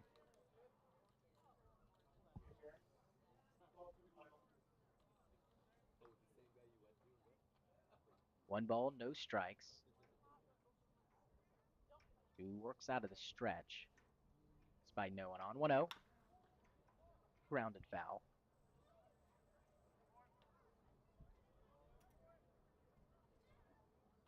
Buck will have the middle of the order in the 8th, needing 3 runs across the last 2 innings. Down 5-2. Got one back both in the 6th and the 7th, but not the same resiliency that we've seen in previous games. Just like yesterday, 4 runs given up, and then right back, the Bucs were able to put up a 3 spot in the 6th to bring it within 1 run, and then in the 7th inning took the lead with 3 more runs scored. So not the same type of comeback here today, but it's still fairly early. 2-1 is hit to center field.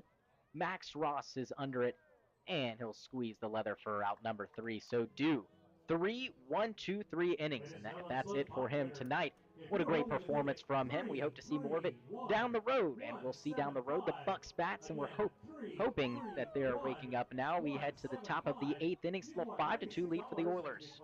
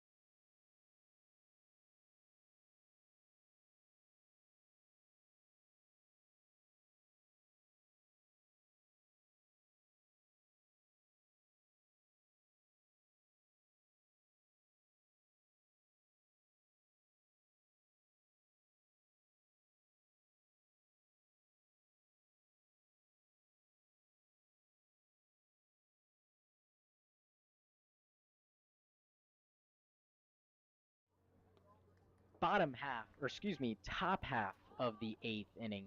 And it's the Bucs to begin with Tommy Eisenstadt. Then Will Burns and Max Ross, 4, 5, and 6 due up. Past couple of innings, the Bucs getting 1 run back in each. Hoping for a couple more, or at least just another. As Eisenstadt takes a called strike. Still on the hill, Cameron Tepper came in last inning and relieved Sasaki. Gave up that 1 run. It's called a strike. Down the count 0-2 now. Eisenstadt, one of the Bucs with a hit.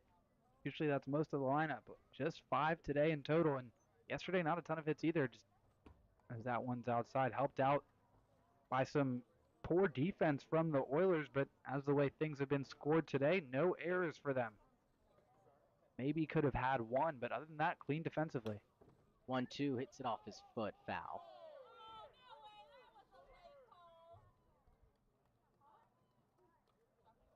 Like I said last inning, Bucs do have someone warming up in the bullpen.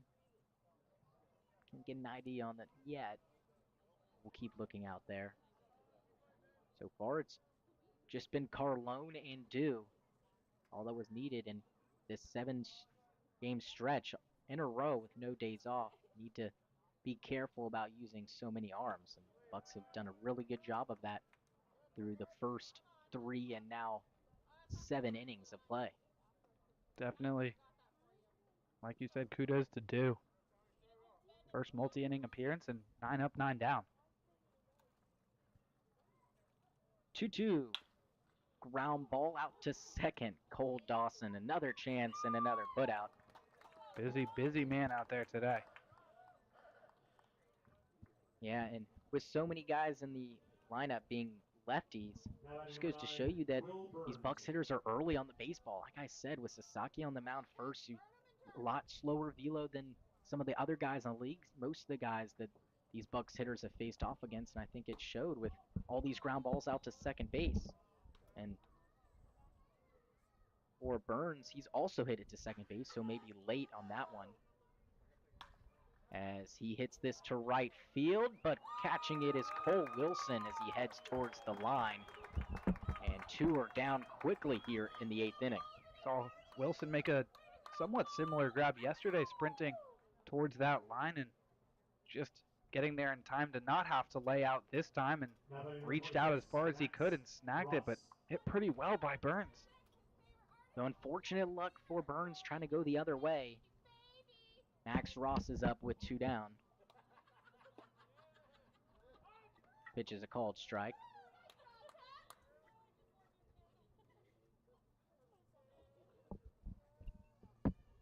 Tepper looks in, And now the 0-1 delivery.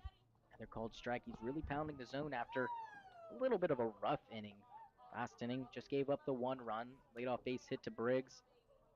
Base hit from Zane Kelly, and then a sacrifice ground ball out from Andrew Lamb scored the run. So nothing crazy, especially for the Bucs bats. But talking about pounding the zone for him, sorry. When you have a 3-run lead and these Bucs have struggled for base hits, just continue to make them earn it. Good stuff from Tepper. 1-2. On the outside corner, doesn't get the call, and Tepper looked down after he delivered that pitch and was walking off the mound, expecting it to be a called strike 3. Unfortunately for him, it is ball 2, and deuces are wild. See if Ross can get some good luck. A ground ball down the first baseline. Great stop by Cody New. Backhanded play, and he steps on first for the 3rd and final out. So a 1-2-3 inning for Tepper. Nothing doing for the Bucs bats. We head to the bottom half of the 8th inning. A 5-2 lead still for the Oilers.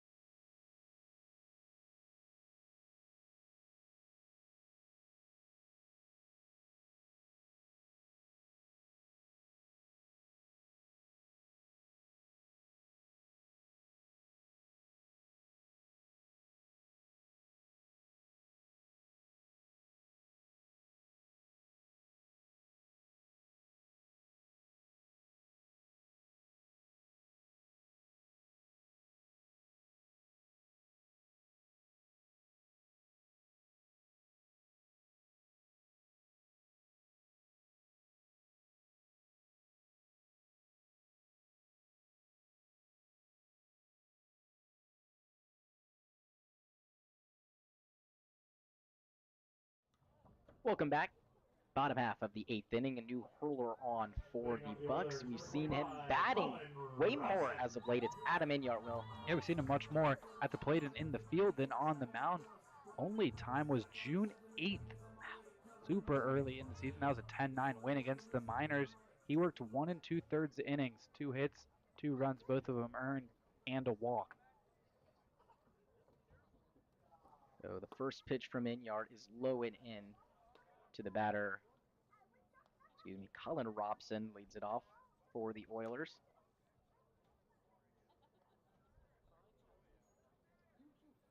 The 1-0 pitch, swung on and missed, and as of late, Inyart's found himself in the lineup a lot more. He's played in 7 games.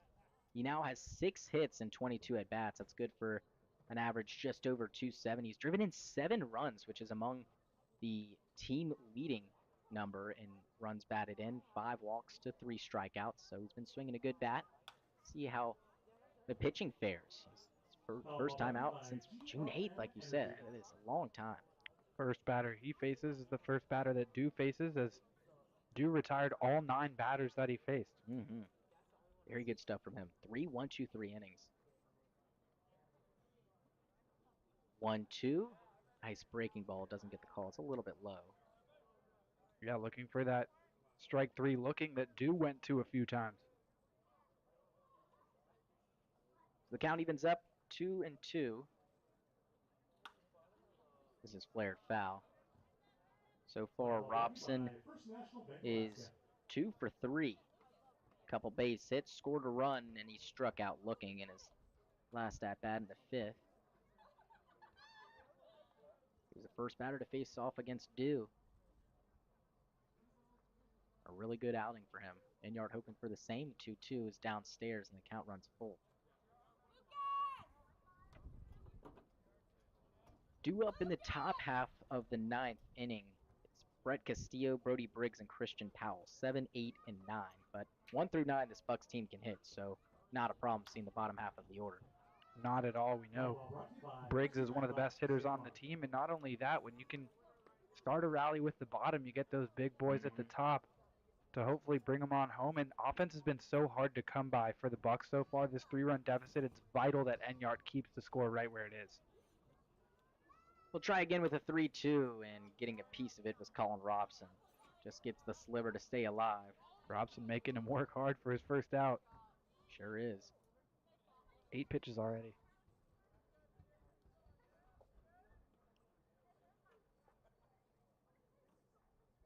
Inyard out of St. Mary's, seen more pitching than hitting. 3-2. Oh, right back over his glove, and a tough play for Powell, and he's got him. What a play. Christian Powell just in time as that one just over the mitt of Inyard, and thankfully so, because if it got more of the mitt, it's probably getting deflected, and he might be safe at first. I think it got a tiny piece of his mitt. I'm going to score it 1-4-3, but for Powell, we've seen him charge balls, and that time he had to be quick with it, because that was a slow roller and just glancing off the glove of Enyard, and he was quick with it and accurate over to Eisenstadt. So 1 down for Vogelsong Lewis. Inyard wins the battle, and going back to Inyard, 24 innings pitched this year as a sophomore, 19 earned runs, 29 hits, so not his best work, but 22 strikeouts to 13 walks. And going back to his first year was really good, a 2.76 ERA, 32 innings pitched, just 10 runs given up. Like I've been saying, he has been more of a pitcher than a hitter. In high school, though, 400 average, 40 RBIs, was an all-star player, all-state player, sorry. 2-time all-league outfielder. So 2-0, finds his own there. Interesting that he is batting more considering he's been pitching more at St. Mary's, don't you think? Yeah, but we've seen that from a few guys. Cole Carlone's been at the plate a ton, didn't hit at ASU as that one's fouled off, because the summer's the perfect time for these guys to work on things, especially if you're pitching a lot during the season. Arm might be a little bit tired, but then you've got summer ball where even if you don't need all those innings logged, plenty of opportunity to get reps at the plate.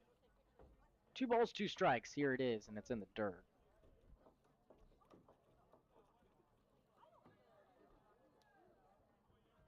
Brett Castillo's another guy that's hit and pitched as well.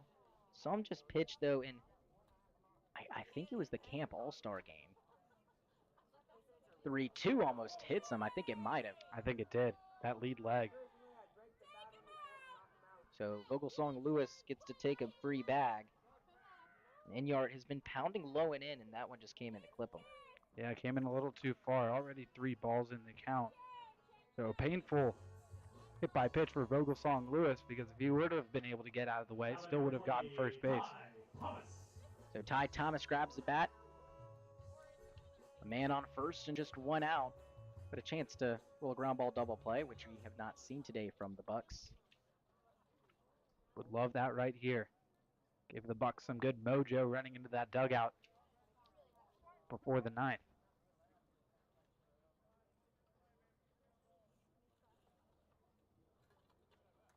So Castillo trying to agree with Brody Briggs on a pitch to throw to start Ty Thomas.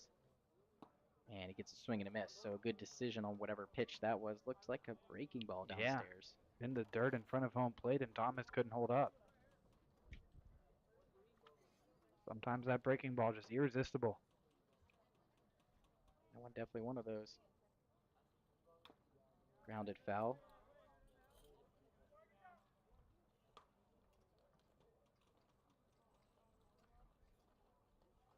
So no balls, 2 strikes quickly to Ty Thomas.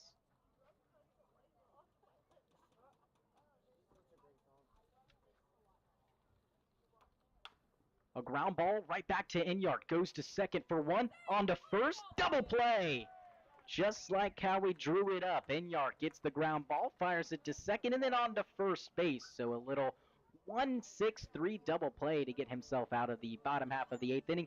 It's the last chance for the Bucs. 3 outs remaining with a 3-run deficit. We'll see how they fare when we come back after this break.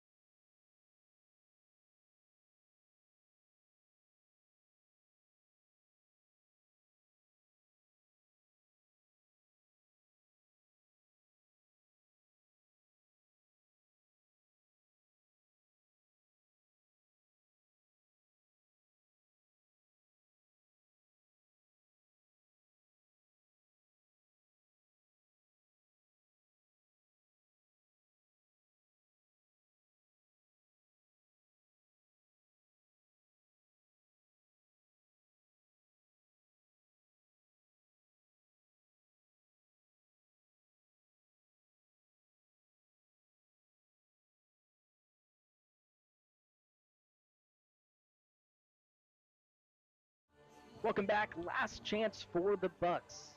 And it's going to be 7, 8, and 9 due up. Brett Castillo, Brody Briggs, and Christian Powell.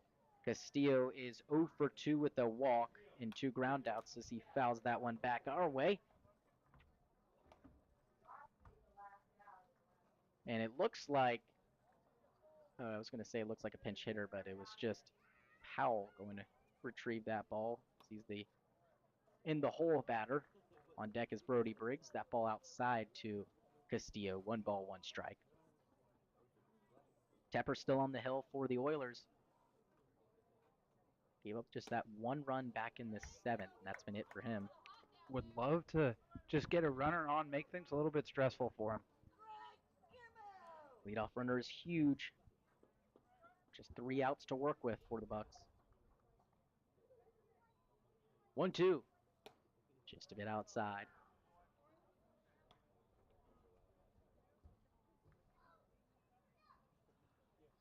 Three more games out here in the Peninsula. Just at game 2. 2-2 swung on and missed from Castillo. He's down on strikes. 1 down quickly here in the 9th. Not the start the Bucs needed to this inning, but still a couple of outs to work with. Saw the Bucs score 3 runs in 1 inning with 2 outs yesterday. So Tepper not out of the woods, and Briggs and Powell can get on, feed that top of the order. Guys like Zane Kelly, Andrew Lamb, Ryan Callahan, give them a chance. Batter now Brody Briggs, and he's fooled by the off-speed pitch as he lets that one by for a strike. Beautiful looping breaking ball that time. Now the 0-1, same pitch, same result. And what a beauty that breaking ball is. Briggs has not pulled the trigger yet. Yeah, now Tepper in a great spot to either start a fastball on the same plane or maybe bury that in the dirt. Tough position for Briggs. 0-2, he tries to go upstairs and get a swing and miss, but Briggs plays off, and it's been now over a week since the Bucs last lost. That was to the Anchorage Glacier Pilots, 3-2 on Tuesday the 18th. 1-2 misses outside. After that, 5 straight wins, and we sit here down 3 runs and 2 outs to work with. Got to get something going now. 2 balls, 2 strikes. The pitch, a flare into shallow center field. It's actually going to be Cole Dawson who comes out and makes the grab for out number 2. And he has been legitimately everywhere on that right and center side. Yep. Ball's just finding him, and he's just finding the ball. Could have been Soto or maybe even Robson from center, but Dawson ends up making the play pretty easily, and Bucs have just 1 out left. So it's up to Christian Powell to try to prolong this game. 9-hole batter. After him, top of the order, and all bets are off. Of course, Tepper would like to see the top of the order another day. 1-0 popped up, straight up the chimney chute. Worthkin, the catcher, giving it ground and cannot make the grab. That was a tough play going towards the Oilers dugout. Not sure if he got leather on it and it bounced off. Looks a little frustrated with himself. Thought he could have probably made it, but Christian Powell, some new life.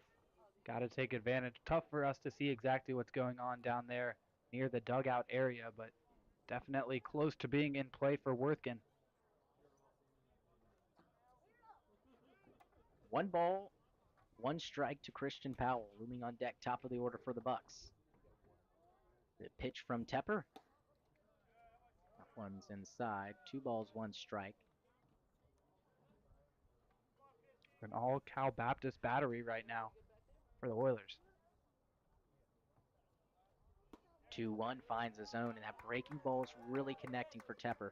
Yeah, has a ton of vertical break on it. Looks like a curveball. Obviously can't say for sure, but batter's having a hard time picking it up. Deuces wild, the 2-2 is grounded out to short. P.D. Soto Jr. has it, and it's in time to first base. The Oilers take this one 5-2, the final score. So the Bucs couldn't get it done. A 5-game streak comes to an end. Christian Powell grounds out, and the Oilers take the second game of this 5-game series. Once again, the final score is 5-2. We'll take a short break. We'll wrap everything up and give you the line score after this. Congratulations.